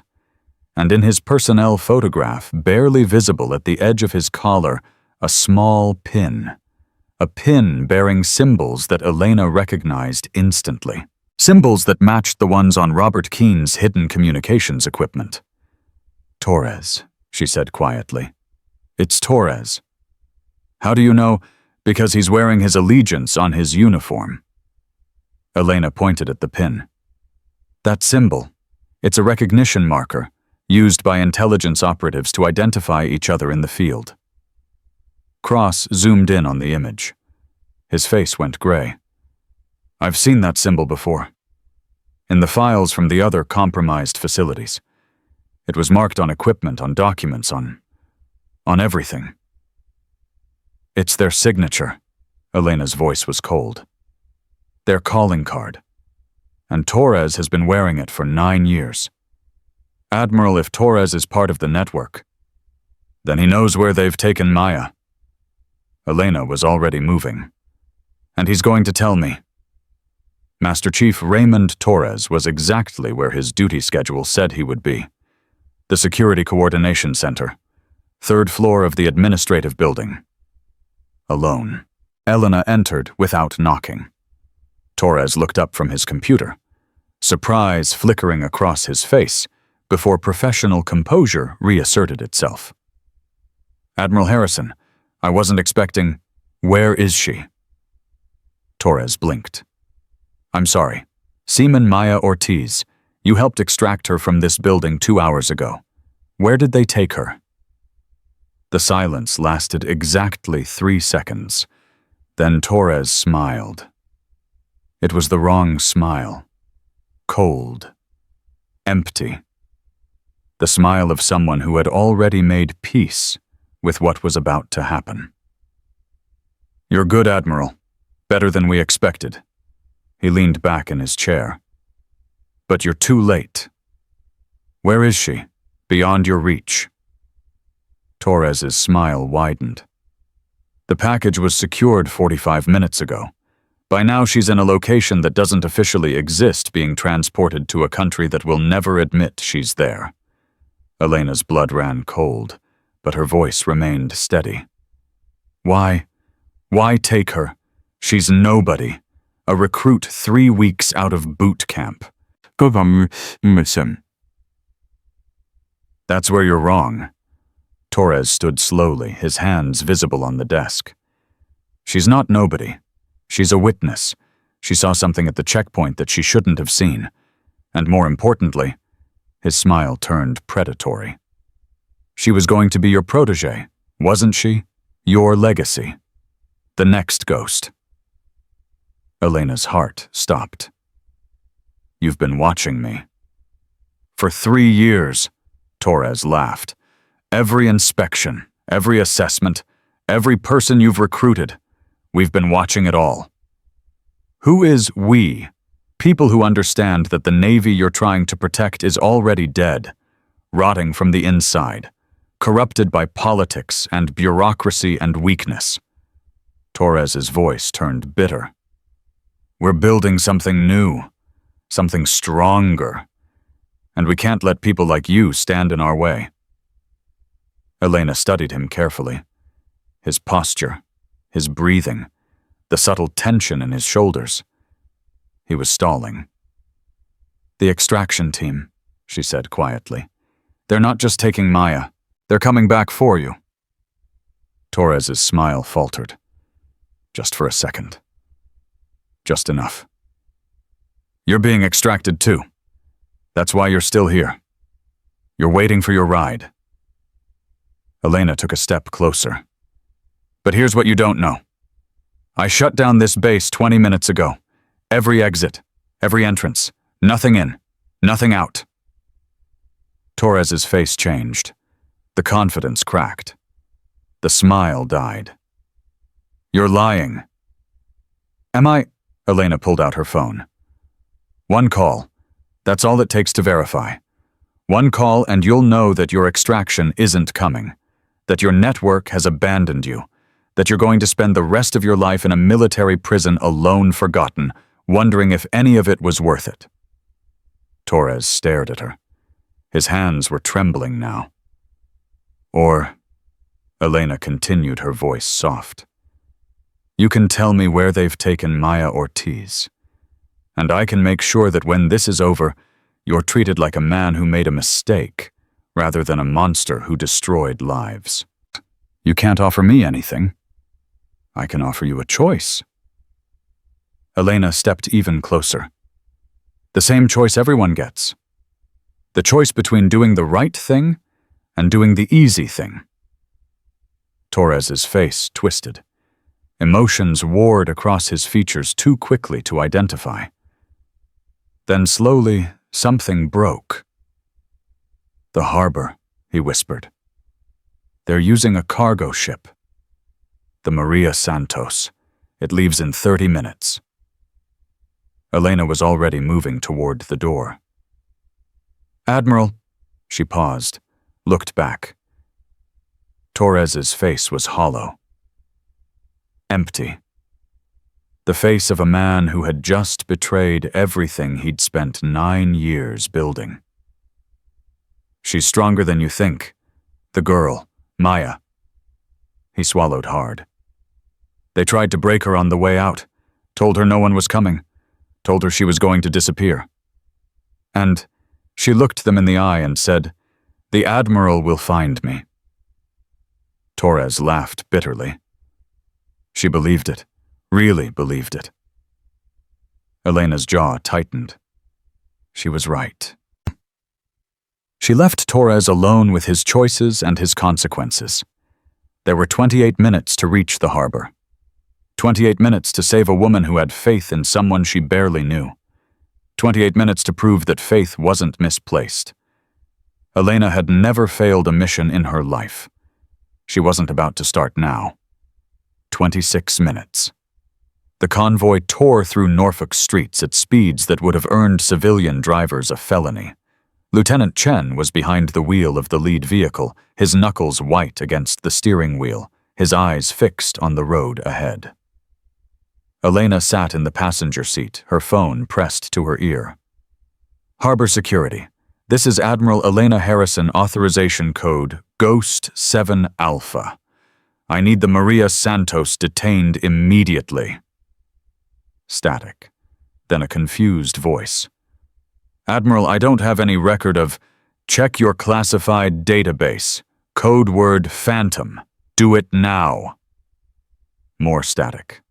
Typing sounds. A sharp intake of breath. "Ma'am, my apologies. What do you need?" "The Maria Santos, cargo vessel. Scheduled to depart in 24 minutes. I need that ship locked down. No one on or off until I arrive. I'll contact the harbor master immediately. Don't contact anyone. Don't use radio. Don't use phone. Go there in person and physically prevent that ship from moving." Elena's voice hardened. "If anyone asks questions, tell them it's a matter of national security. Because it is." "Understood, ma'am." Elena ended the call and turned to Chen. "How far?" 12 minutes, maybe 10 if traffic cooperates."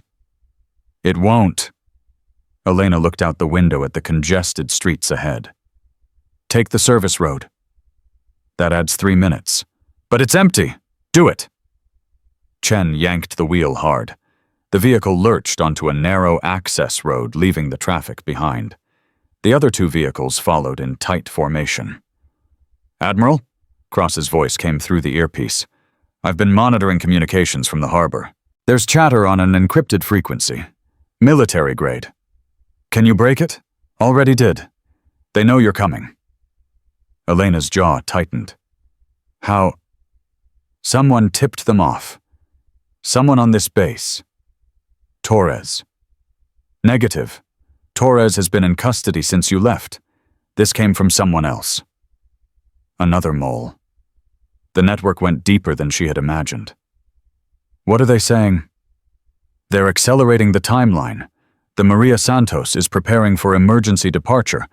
They're not waiting for the scheduled time." "How long?" 15 minutes. Maybe less." Elena did the math in her head. 12 minutes to reach the harbor. 15 minutes until the ship departed. A 3-minute window to board, locate Maya, and extract her safely. It would have to be enough. "Chen, faster." "Ma'am, I'm already faster." The vehicle accelerated until the engine screamed. The world outside became a blur of motion and speed. Elena closed her eyes and focused. Maya was alive. Maya was on that ship. Maya believed that help was coming. And Elena Harrison did not break promises. The harbor appeared 11 minutes later. Chen barely slowed as they approached the security checkpoint. He held up Elena's authorization card, and the gates swung open before they could fully stop. There, Elena pointed toward the far end of the dock. The Maria Santos.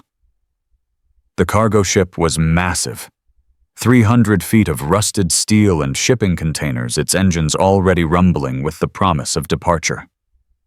Dock workers were scrambling to release the mooring lines, their movements frantic and uncoordinated.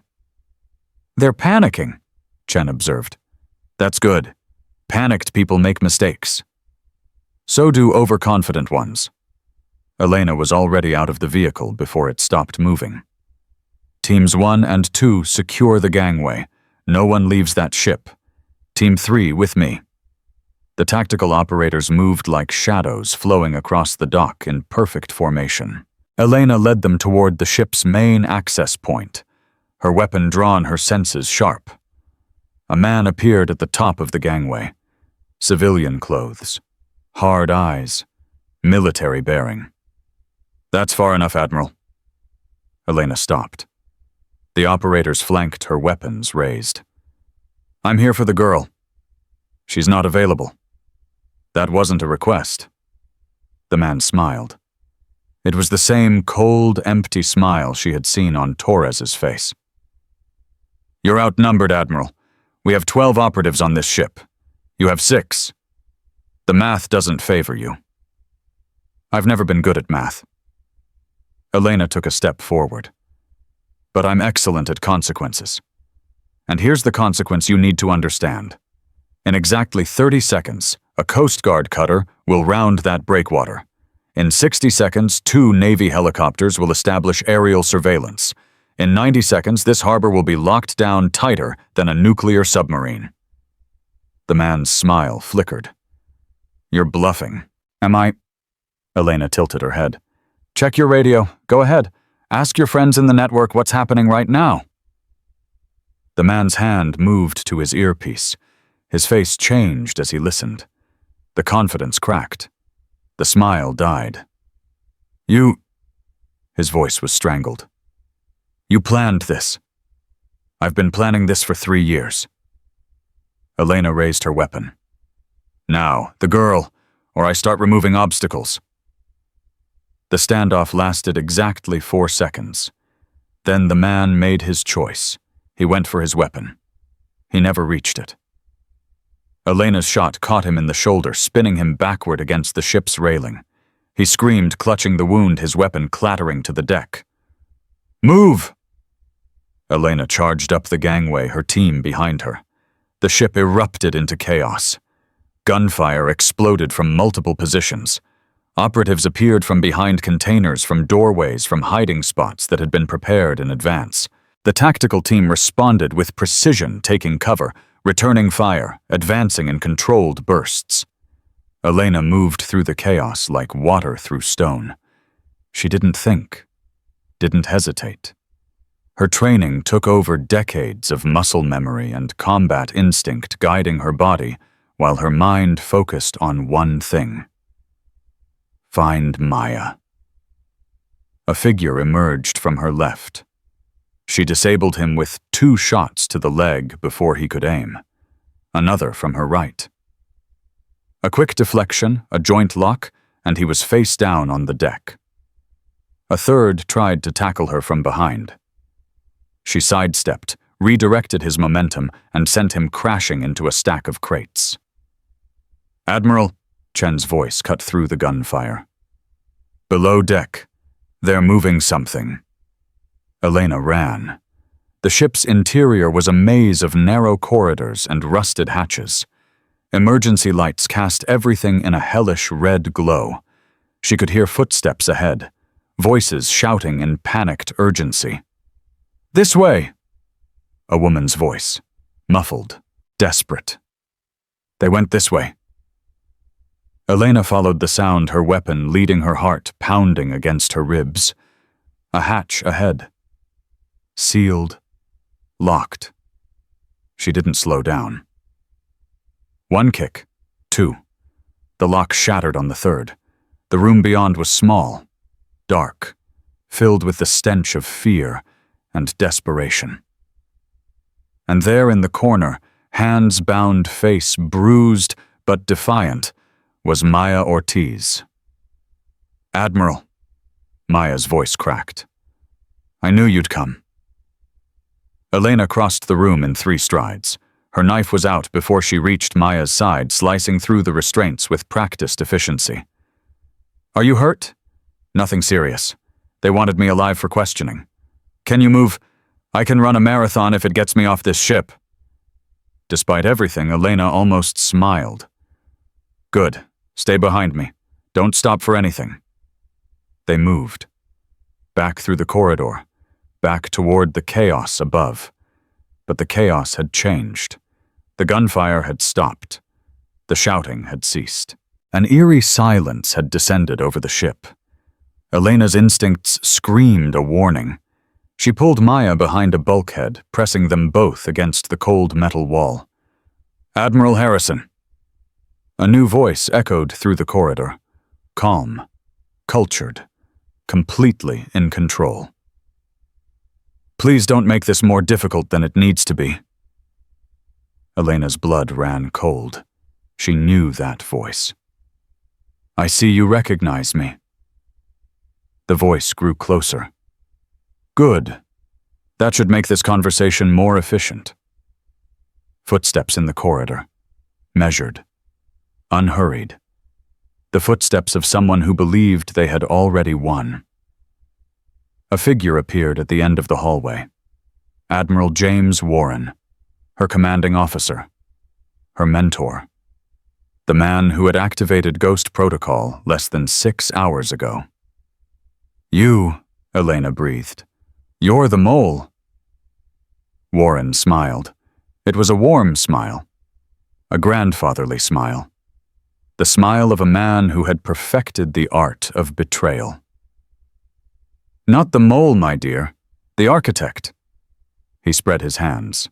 "Everything you've uncovered, the compromised facilities, the security vulnerabilities, the network of operatives, all of it was built under my direction. Why? Because the Navy you're fighting for doesn't deserve to survive." Warren's smile faded, replaced by something harder. 35 years I've served this institution. 35 years of watching politicians gut our funding, bureaucrats undermine our authority, and idealists like you demand impossibly high standards. He stepped closer. Elena's weapon tracked him, but she didn't fire. Not yet. "The Navy is dying, Elena. Rotting from within. The only way to save it is to tear it down and rebuild it from scratch. By betraying everything it stands for, by removing the weakness, the corruption, the people who care more about appearances than effectiveness." Warren shrugged. "Sometimes you have to burn the forest to save the trees." "And Maya," Elena's voice was ice.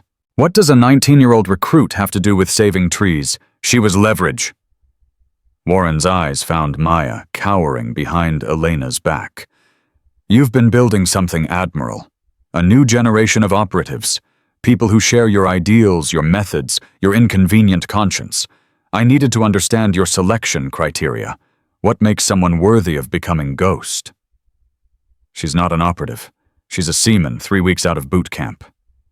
"She's a symbol." Warren's voice hardened. "The symbol of everything you're trying to build. And symbols have power. Control the symbol, control the movement. So you kidnapped her to study her, to understand what I was looking for, to understand how to stop you." Warren's smile returned. "You've been a thorn in my side for 3 years, Elena. Ever since you started your little crusade against corruption. Every facility you've inspected, every officer you've disciplined, every system you've reformed. It's all been undoing years of careful work. Work that betrays the country you swore to protect. Work that will save it." Warren's voice rose with conviction. "You're too young to understand. Too naive. You see the world in black and white, good and evil, right and wrong. But the real world doesn't work that way. Sometimes you have to do terrible things to achieve necessary goals. Like selling secrets to foreign intelligence services. Warren's face flickered. Just for a moment, just enough for Elena to see the truth. The communications cross intercepted, she continued. The payments to Keene. The extraction teams with foreign equipment. You're not just building a shadow network, you're funding it by selling American secrets to our enemies. Investments, Warren corrected. Strategic partnerships with entities that share our vision for a stronger, more decisive military structure. You're a traitor. I'm a patriot. Warren's voice cracked with emotion. I'm the only one willing to do what needs to be done. The only one who sees that the Navy's greatest enemy isn't foreign powers. It's the weakness within our own ranks. Elena's finger tightened on the trigger. Put down your weapon, Admiral. Warren's voice softened. You're outnumbered. My operatives have neutralized your team. The Coast Guard cutter you mentioned was redirected by a false emergency call.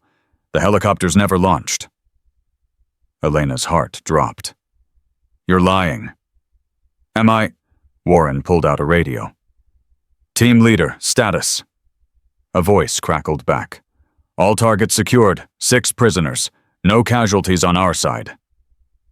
Warren looked at Elena with something that might have been sympathy. It's over. You fought well better than I expected, but you can't win this. Not today. Elena stood frozen. Her mind raced through options, calculating odds, searching for any avenue of escape. Chen and his team. Captured. Cross. Back at the base, unaware of Warren's betrayal. The harbor. Locked down by Warren's people. She was alone, outgunned, outmaneuvered, but not defeated. Maya, Elena spoke without turning her head. When I move, you run. Back the way we came. There's a maintenance hatch on the port side 3rd corridor from the stairs. It leads to an external ladder. You climb down, you swim to shore, you disappear. Admiral, I'm not leaving you. That's an order, seaman. But the most important thing I can do right now is get you out of here alive. Elena's voice softened. You're the future, Maya. Everything I've been building, everything I believe in it, continues through people like you. Don't let them take that away. Maya's breathing was ragged. Tears streamed down her face. I won't forget this. I know you won't. Elena raised her weapon. Now, run. Warren's eyes widened. Don't, Elena fired. Not at Warren, at the emergency lighting panel above his head. The corridor plunged into darkness.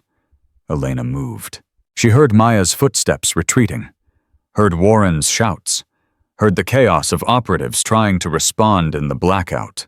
But she didn't run. She attacked. The first operative went down before he could react. A strike to the throat, a knee to the groin. He crumpled like wet paper. The second managed to raise his weapon. Elena redirected the barrel, twisted, and the shot went into the ceiling. An elbow to the temple dropped him instantly. The third was smarter. He didn't try to shoot. He tried to grapple. Big mistake. Elena used his momentum against him, flowing around his attack, like water ending up behind him, with her arm locked around his throat. Warren, her voice cut through the darkness. Call them off or I start breaking necks. Silence. Then Warren's voice closer than she expected. You're remarkable, Elena. Truly remarkable. Even now, outnumbered and outgunned, you're still fighting. I don't know how to do anything else. No, you don't. There was sadness in his voice. That's what makes you so dangerous. And that's why you have to be stopped. A light flared. Blinding. Elena squinted against it, her grip on the operative loosening for just a fraction of a second. It was enough. Something hit her from behind. Hard. Her vision exploded into stars. She felt herself falling, felt hands grabbing her, felt the cold kiss of metal against her wrists as restraints clicked into place. "Don't kill her," Warren's voice said from somewhere far away. "She's too valuable. We'll need her for the next phase." The last thing Elena saw before consciousness faded was Warren's face looking down at her with something that might have been regret. "I'm sorry it came to this," he said quietly. "I really am." Then darkness claimed her. Elena woke to pain. Her head throbbed, her wrists burned where the restraints had cut into her skin. Her mouth tasted like blood and copper. But she was alive, and where there was life, there was hope. She forced her eyes open. The room was small, bare concrete walls, a single light bulb hanging from the ceiling, the kind of room used for interrogations in places that didn't officially exist. Warren sat across from her, a folder open on the table between them. "Welcome back, Admiral." Elena tested her restraints. Solid. Professional. No give. "Where am I? Somewhere that doesn't appear on any map." Warren closed the folder. "Somewhere your friends will never find." "Maya escaped as you intended." Warren's jaw tightened. "She made it to shore. Disappeared into the city. My people are still looking." Relief flooded through Elena's chest. Maya was free. Whatever happened next, she had accomplished her mission. "You're smiling," Warren observed. "You haven't won anything." Elena's voice was hoarse but steady. "Maya is out there. Cross knows about the network. The investigation will continue with or without me." "Will it?" Warren leaned forward. "Let me tell you what happens now, Elena. In approximately 6 hours, an anonymous tip will lead investigators to evidence proving that you were the mole, that you orchestrated the security breaches, that you kidnapped Seaman Ortiz as part of a scheme to discredit the Navy's leadership." Elena's blood ran cold. "No one will believe that." "Won't they?" Warren's smile was cold. "You have no alibi for the past 18 months. Your inspections took you to every compromised facility. Your security clearance gave you access to everything that was leaked." He spread his hands. "The evidence is overwhelming. And when you're found dead apparently by your own hand, the case will be closed forever. You're going to frame me for your crimes. I'm going to ensure that my work continues." Warren stood buttoning his jacket. "You could have been part of this, Elena. I offered you a position 3 years ago, a seat at the table, a chance to help rebuild the Navy from the inside. And I refused. The worst decision of your life." Warren moved toward the door. "In 6 hours you'll be dead. The network will be safe, and everything you've worked for will be erased." He paused at the threshold. "For what it's worth, I admired you. You were the best operative I ever trained. If things had been different..." He shook his head. "Goodbye, Elena." The door closed. The lock clicked. Elena sat alone in the silence, her mind racing through possibilities. 6 hours. She had 6 hours to escape expose Warren and save everything she had built. It seemed impossible. It probably was impossible. But Elena Harrison had built her entire career on doing impossible things. She closed her eyes, took a deep breath, and began to plan.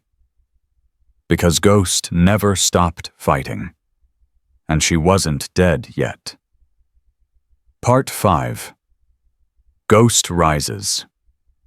The restraints were military-grade, double-locked, reinforced steel, designed to hold the most dangerous prisoners in the world. Elena had helped design them, which meant she knew exactly where the weakness was. She shifted her weight, tilting the chair backward until she was balanced on 2 legs. The metal groaned. The restraints pulled tight against her wrists, cutting deeper into her already raw skin. Pain was irrelevant. Escape was everything. She rocked forward, back, forward again, building momentum, building force. On the fourth rock, she threw herself sideways. The chair hit the concrete floor with a crack that echoed through the empty room. Elena's shoulder screamed in protest, but she ignored it.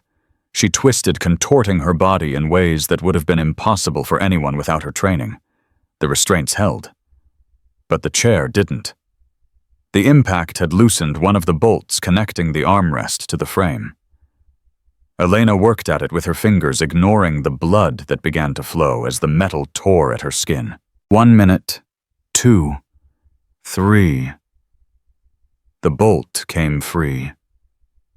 She slid her right hand out of the restraint, leaving a trail of blood behind. The left hand followed seconds later. Elena stood in the center of the room, free wounded and absolutely furious. Warren had made a mistake. He had underestimated her. It would be his last. The door was locked from the outside, standard military deadbolt, no keyhole on her side. Elena examined the hinges. Industrial strength, but the screws were old, rusted from years of exposure to moisture. She needed a tool, something thin, something strong. Her eyes fell on the broken chair, the bolt she had removed, thin enough to work as a screwdriver, strong enough to apply force. 5 minutes of careful work. 5 minutes of grinding metal against metal, of fingers slipping in blood, of muscles burning with exhaustion. The first hinge came loose, then the second. Elena pulled the door inward, careful to avoid the noise of metal scraping against concrete. The corridor beyond was dark, lit only by emergency lights that cast everything in crimson shadow. She listened. Footsteps. Distant.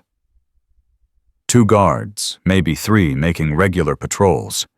She had approximately 90 seconds before the next pass. Elena moved. The first guard never saw her coming. She emerged from the shadows like smoke, her hands finding his throat before he could react. Pressure.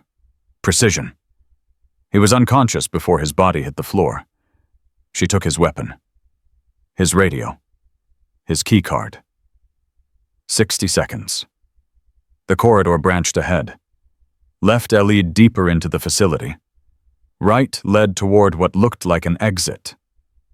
Elena went left. Lieutenant Chen and his team were still in there somewhere. She wasn't leaving without them. The second guard was more alert. He spotted her as she rounded the corner, his weapon rising to fire. Elena was faster. She closed the distance in 3 strides, deflecting his aim, driving her elbow into his solar plexus. He doubled over. She brought her knee up, connecting with his chin. He went down hard. 30 seconds. A door ahead. Heavy.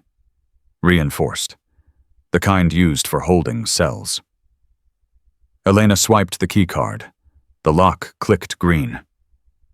Inside, Lieutenant Chen sat slumped against the wall. His face battered, his uniform torn. The other 5 operators were in similar condition. But they were alive. "Admiral," Chen's voice was hoarse. "How did you—" Later. Elena was already cutting his restraints with a knife she'd taken from the unconscious guard. "Can you move? I can do whatever you need me to do." "Good. Because we're not done yet." The 6 operators were free within minutes. Wounded, exhausted, but operational. Elena distributed the weapons she'd collected, giving quick orders in a voice that left no room for argument. "Warren has at least 12 more operatives in this facility. We need to get out, get to a secure communication point, and expose him before he can complete his frame job." "How long do we have?" Chen asked. "About 5 hours, maybe less." "That's not much time."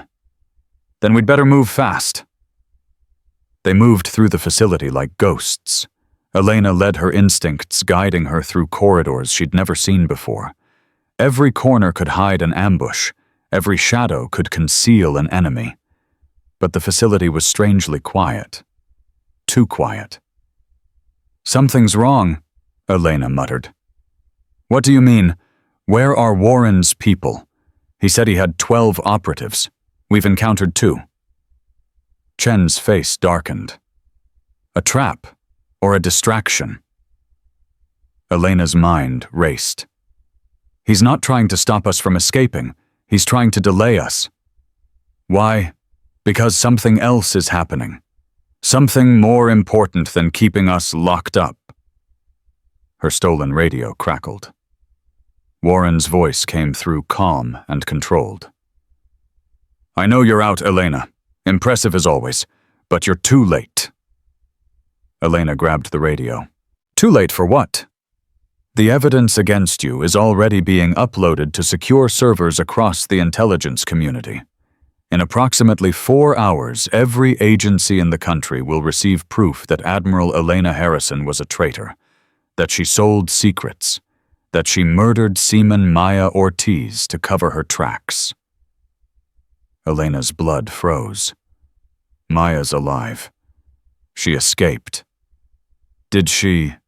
Warren's voice was smooth, confident. "My people found her 30 minutes ago. She's being transported to a secondary location as we speak.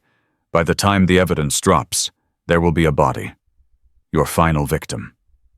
"You're lying. Am I? Check your heart, Elena.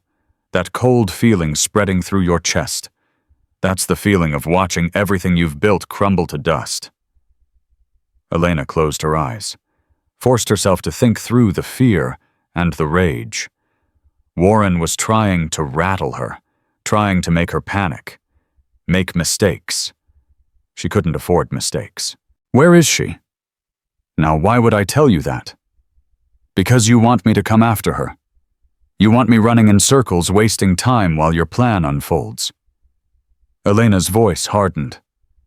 "But here's what you don't understand, Warren. I don't chase. I hunt. And I never stop."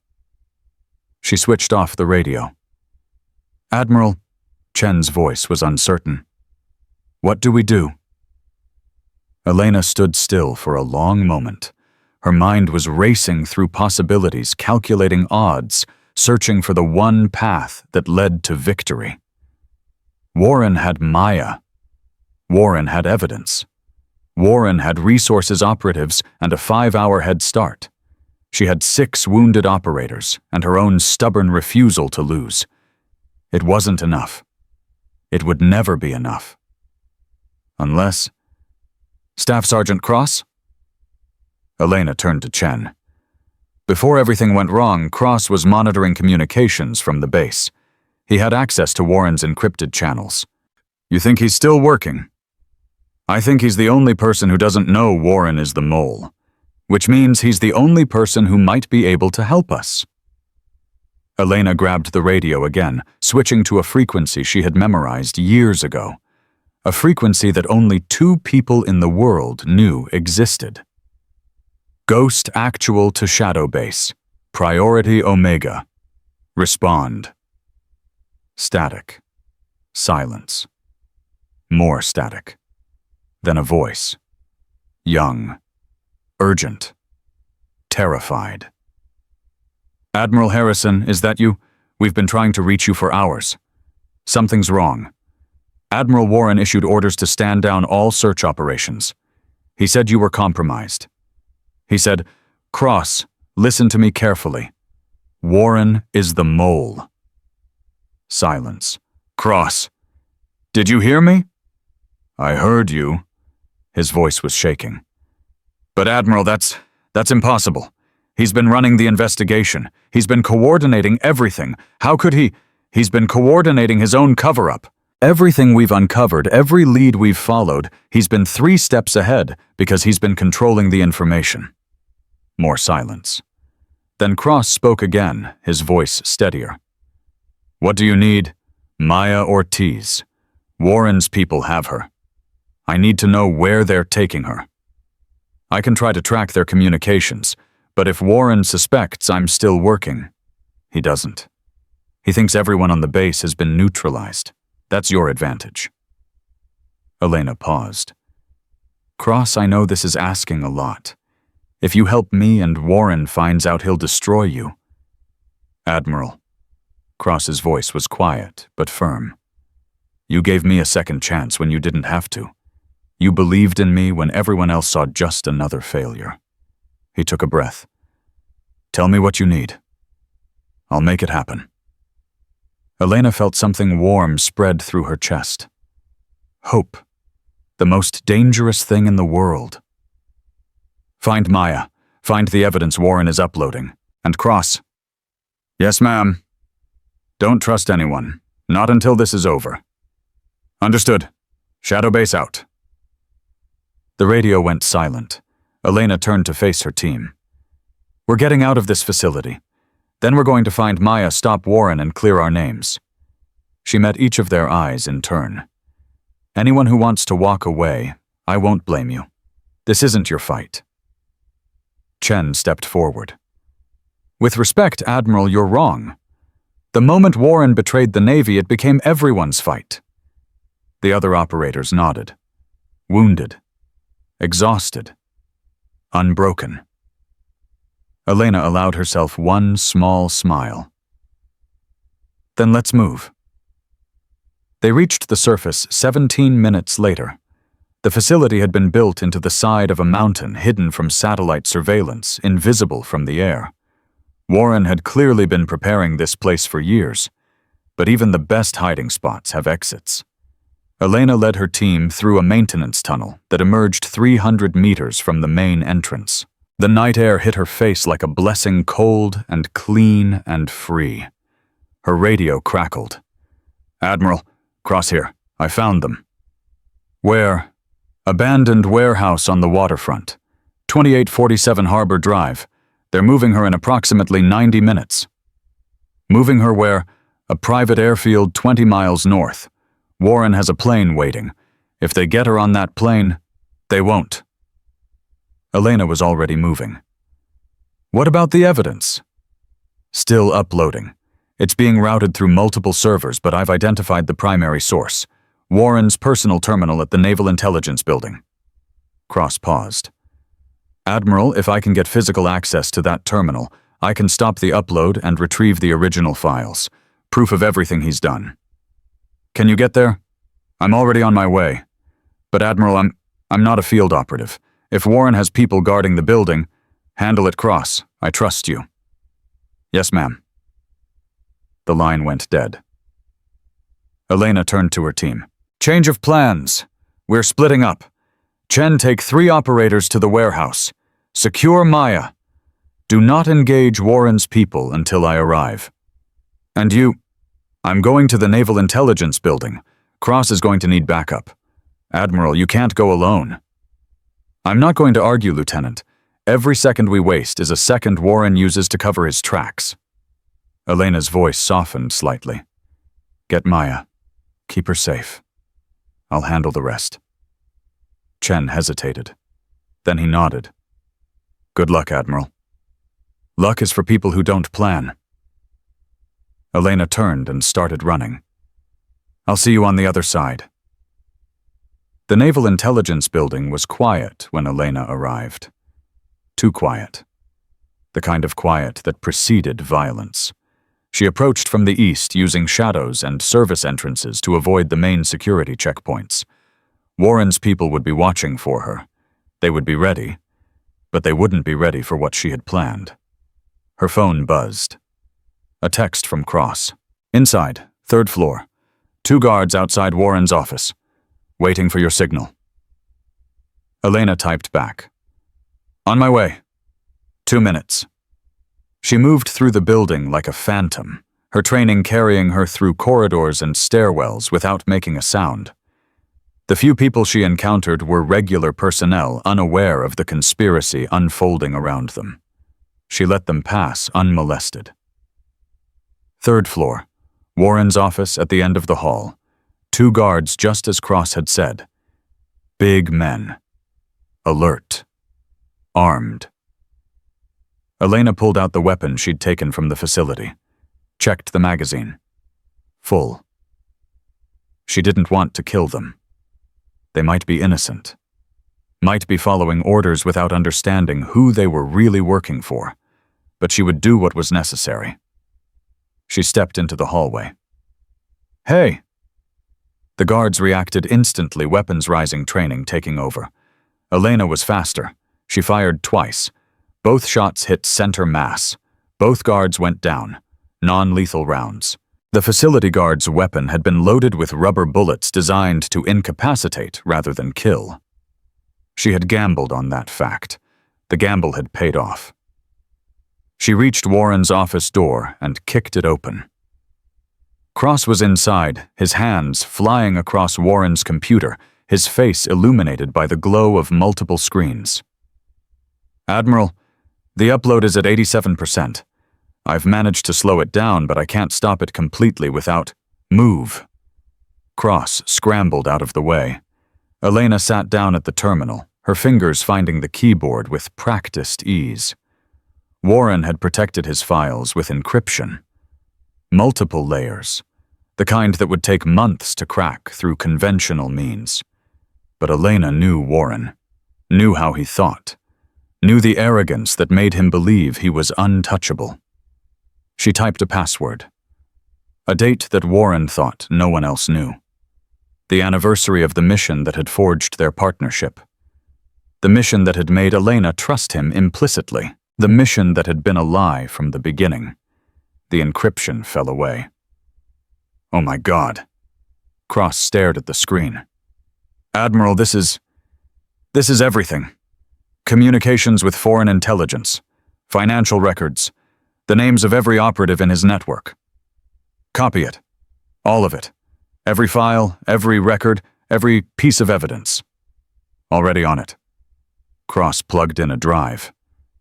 "But Admiral, even with this evidence, Warren is still out there. If he gets to Maya before Chen—" Elena's phone rang. Chen's voice, urgent, panicked. "Admiral, we have a problem." Elena's heart stopped. "What kind of problem? Warren's here, at the warehouse. He knew we were coming. He's got Maya at gunpoint and he's threatening to kill her unless you surrender yourself." "How long ago?" 5 minutes. "He gave us 30 minutes to produce you, or he executes her." Elena closed her eyes. 30 minutes. Not enough time to finish copying the files and reach the warehouse. "Admiral." Cross's voice was quiet. "Go. I can finish here." "The upload is at 91%. If I stay, I can stop it before it completes. But if Warren kills Maya—" He shook his head. "You have to go. I'll handle this." Elena looked at him. This young man who had failed at the checkpoint, who had made mistakes, who had been given a second chance. He was ready to risk everything to make that chance count. "Cross." "Yes, ma'am. Don't let me down." "I won't." Elena ran. The warehouse was exactly 23 minutes away. Elena made it in 18. She arrived to find Chen and his team positioned outside, weapons drawn, faces grim. Through the warehouse's dirty windows, she could see Warren standing in the center of the space, Maya kneeling before him, a gun pressed to her head. "Admiral." Chen moved to intercept her. "He's got 4 operatives inside. If we breach, he kills her before we can reach them." "He's not going to kill her." "How do you know?" "Because killing her doesn't serve his purpose anymore." Elena's mind was racing. The evidence upload was at 91% when I left. By now, either Cross has stopped it or it's complete. Either way, Warren's plan is falling apart. So why is he still here? Because this was never just about framing me. Elena's eyes found Warren through the window. This is personal. He wants to destroy me, break me. And the only way to do that is to make me watch him kill someone I care about. Then what do we do? Elena was silent for a long moment. Then she straightened her spine and walked toward the warehouse entrance. "Admiral, What are you? Stay here. No matter what happens, no matter what you see, do not engage until I give the signal. What signal? Elena didn't answer. She pushed open the door and stepped inside. Warren smiled when he saw her. Elena, punctual as always. Let her go, Warren. Why would I do that? She's the only leverage I have left. His grip tightened on Maya's shoulder. Your friend Cross was very busy tonight. My upload never completed. All that evidence, all those careful preparations, destroyed by a staff sergeant who wasn't supposed to matter. It's over. The evidence I recovered proves everything. Your network, your crimes, your betrayal. Does it? Warren's smile widened. Evidence can be challenged, denied, explained away. But a body, he pressed the gun harder against Maya's head. A body is permanent. If you kill her, you have nothing. I have satisfaction. Warren's voice turned cold. 3 years, Elena. 3 years you've been dismantling everything I built. Every inspection, every investigation, every righteous crusade against corruption. Do you know how many operations you've compromised? How many assets you've exposed? Assets who were betraying their country. Assets who were doing what needed to be done. Warren's composure cracked. You don't understand. You've never understood. The Navy isn't some noble institution. It's a machine, a tool, and tools need to be controlled by people who know how to use them. People like you. People who aren't afraid to make hard choices. People who understand that sometimes you have to sacrifice the few to save the many. Maya isn't a sacrifice. She's a 19-year-old recruit who made the mistake of showing integrity. Exactly. Warren's eyes found Elena's. That's why she has to die. Because if people like her survive, people like me become unnecessary. And I refuse to become unnecessary. Elena took a step forward. Then kill me instead. Warren blinked. What? You heard me. You want to destroy what I've built? You want to end my crusade? Then end me. Let Maya go and I'll surrender. No resistance, no tricks. Just you and me, and whatever ending you've imagined. Admiral, no. Maya's voice was raw with terror. Don't do this. Quiet. Warren's gun shifted slightly, considering the offer. You'd really trade your life for hers, without hesitation. Why, she's nobody. A seaman 3 weeks out of boot camp. What could she possibly be worth? Elena looked at Maya. At this young woman who had shown courage when everyone else showed cowardice. Who had believed in help even when hope seemed impossible. She's worth everything, Elena said quietly. Because she's the future. And the future is the only thing worth dying for. Warren stared at her. Something flickered in his eyes. Something that might have been respect. Then he laughed. You always were a romantic, Elena. Even when we were young. Always believing in things that didn't exist. Honor. Duty. The greater good. He shook his head. But you're wrong about one thing. Killing you wouldn't end your crusade. It would make you a martyr. And martyrs are more dangerous than living enemies. So what do you want? I want you to suffer. Warren's voice hardened. I want you to watch everything you care about burn, and then when you have nothing left, I want you to know that it was all your fault. He raised the gun toward Maya's head. Starting now. Signal! Elena's voice cut through the warehouse like a knife. Chen and his team breached simultaneously from 3 different entry points, weapons blazing. Warren spun his gun arm, swinging toward the nearest threat. Elena moved. She covered the distance between them in 2 strides, her hand closing around Warren's wrist before he could fire. They struggled muscle against muscle, will against will. You can't win, Warren snarled. Even if you stop me, the network survives. The mission continues. There is no network. Elena twisted, forcing his arm back. Cross didn't just stop your upload. He transmitted all your files to every intelligence agency in the country. By morning, every operative you've recruited will be in custody." Warren's face contorted with rage.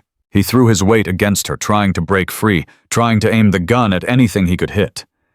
Elena let him.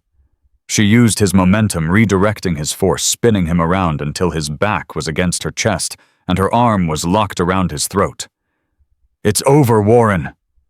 It's never over." His voice was strangled, but defiant. "Someone else will continue my work. Someone who understands what I was trying to do. Maybe, but they'll do it without you." She increased the pressure. Warren's struggles weakened. His gun clattered to the floor. "Admiral," Chen appeared beside her. "We've secured the area. Warren's operatives are in custody." Elena released her chokehold. Warren slumped to the ground, gasping for breath, his face purple with rage and oxygen deprivation. "Get him out of my sight." Chen's team moved forward, restraints in hand. They hauled Warren to his feet, binding his wrists, treating him like exactly what he was. A traitor, a criminal, a man who had betrayed everything he swore to protect. Elena turned away from him and walked to where Maya still knelt on the cold concrete floor. "Maya." The young woman looked up. Her face was bruised, her eyes were red from crying. But beneath the fear and the exhaustion there was something else. Strength, resilience, the unbreakable core that Elena had recognized from the very beginning. "Admiral," Maya's voice cracked. "You came for me. I made a promise." Elena extended her hand. "And I never break my promises." Maya took her hand and rose to her feet. For a long moment, neither of them spoke. The warehouse was chaos around them, operatives being secured, evidence being collected, the machinery of justice grinding into motion. But in that moment, none of it mattered. "Admiral," Maya's voice was quiet. He said this was my fault. That if I hadn't shown integrity at the checkpoint, none of this would have happened. He was right. Maya flinched. Elena continued. "If you hadn't shown integrity, I never would have noticed you. I never would have seen the potential you carry, and Warren never would have recognized you as a threat." She placed her hand on Maya's shoulder. "Your integrity started a chain of events that brought down the biggest traitor in naval intelligence history. That's not something to be ashamed of. That's something to be proud of." Tears streamed down Maya's face. "I was so scared." "Fear is natural. What matters is what you do with it." Elena's voice softened. "You didn't break Maya. They tried to destroy you and you survived. That's not weakness. That's strength. How do I move forward from this?" Elena looked at her. At this young woman who had been through hell and emerged unbroken, who had believed in help when belief was all she had. "One step at a time," Elena said. "One day at a time. And when you stumble, you get back up and keep moving." "That sounds hard." "It is hard. The hardest thing you'll ever do." Elena smiled slightly. "But you won't do it alone. I'll be there. Every step of the way." Maya's tears continued to fall, but something changed in her expression. The fear began to fade, replaced by something brighter. Something that looked like hope. "Thank you, Admiral." "Call me Elena." She squeezed Maya's shoulder. "You've earned it." 6 months later, the ceremony was held on the deck of the USS Gerald R. Ford. 300 personnel stood at attention under a clear June sky. The sun blazed overhead, reflecting off polished metals and crisp white uniforms. Admiral Elena Harrison stood at the podium, her dress uniform immaculate, her face composed. Before her 12 candidates stood ready to receive their new ranks.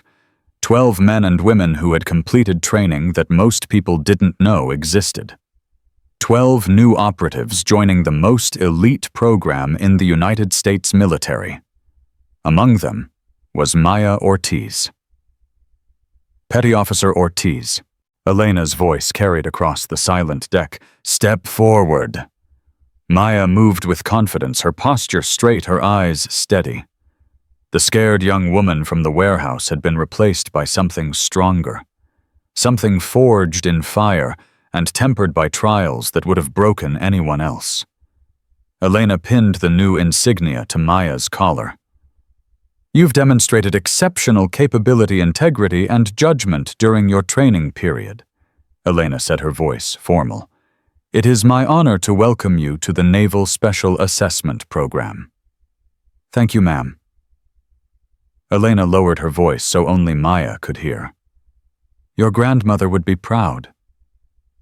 Maya's composure cracked for just a moment. A smile flickered across her face before discipline reasserted itself. I hope so, ma'am. The ceremony continued. Names were called, insignia were pinned, futures were forged. When it was over, Elena stood at the ship's railing looking out at the ocean that stretched endlessly toward the horizon. Maya appeared beside her. Neither spoke for a long moment. I never thanked you properly, Maya finally said. For coming after me. For believing in me when everyone else just saw a nobody. You were never a nobody. Elena's eyes remained on the horizon. You just hadn't realized what you could be yet. And now you're the beginning of something new. A generation of operatives who understand that real authority doesn't need a badge, that integrity matters more than convenience, that the most powerful weapon in the world isn't a gun or a ship or a bomb. Elena turned to face her. It's a person willing to stand up for what's right even when standing alone. Maya absorbed the words in silence. What happened to Warren? She asked. Court-martial, life sentence, solitary confinement in a facility that doesn't officially exist. Elena's voice held no satisfaction. Only finality. He'll spend the rest of his life staring at walls and wondering where he went wrong. Do you think he'll ever understand? No. People like Warren never understand. They spend their whole lives believing they're the heroes of their own story. Elena shook her head. The truth is, they're not even the protagonists. They're just obstacles. Speed bumps on the road to something better. Maya smiled slightly. Speed bumps. I like that. I thought you might. They stood together in comfortable silence, watching the waves and the seagulls and the vast blue expanse that had been the Navy's domain for centuries. Admiral? Maya's voice was quiet. What happens now? Now, Elena turned away from the railing. Now we get back to work. There are still threats out there, still traitors hiding in the shadows, still people who need protecting, and wrongs that need righting. Sounds exhausting. Elena smiled. It is, but it's also the only thing worth doing. Her satellite phone buzzed. She checked the screen. Her expression shifted. Duty calls, always.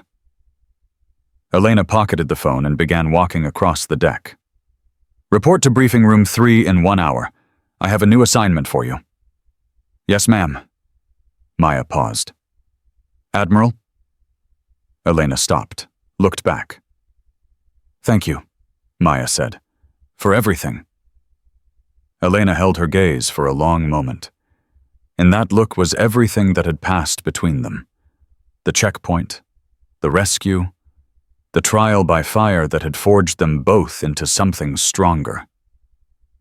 Don't thank me yet, Elena said. We're just getting started. She walked away across the deck, her footsteps firm and purposeful, already focused on whatever came next. Maya watched her go. Then she turned back to the ocean. Somewhere out there, storms were brewing. Enemies were planning.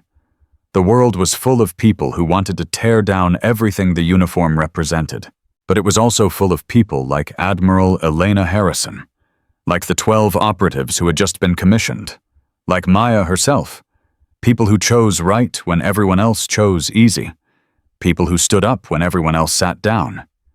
People who understood that the measure of authority wasn't the rank on your collar or the medals on your chest. It was the choices you made when no one was watching. And Maya Ortiz had made her choice. She squared her shoulders, lifted her chin, and walked toward her future. The hunt continued. The story continued. And Ghost was just getting started, because real authority doesn't need a badge. It never did.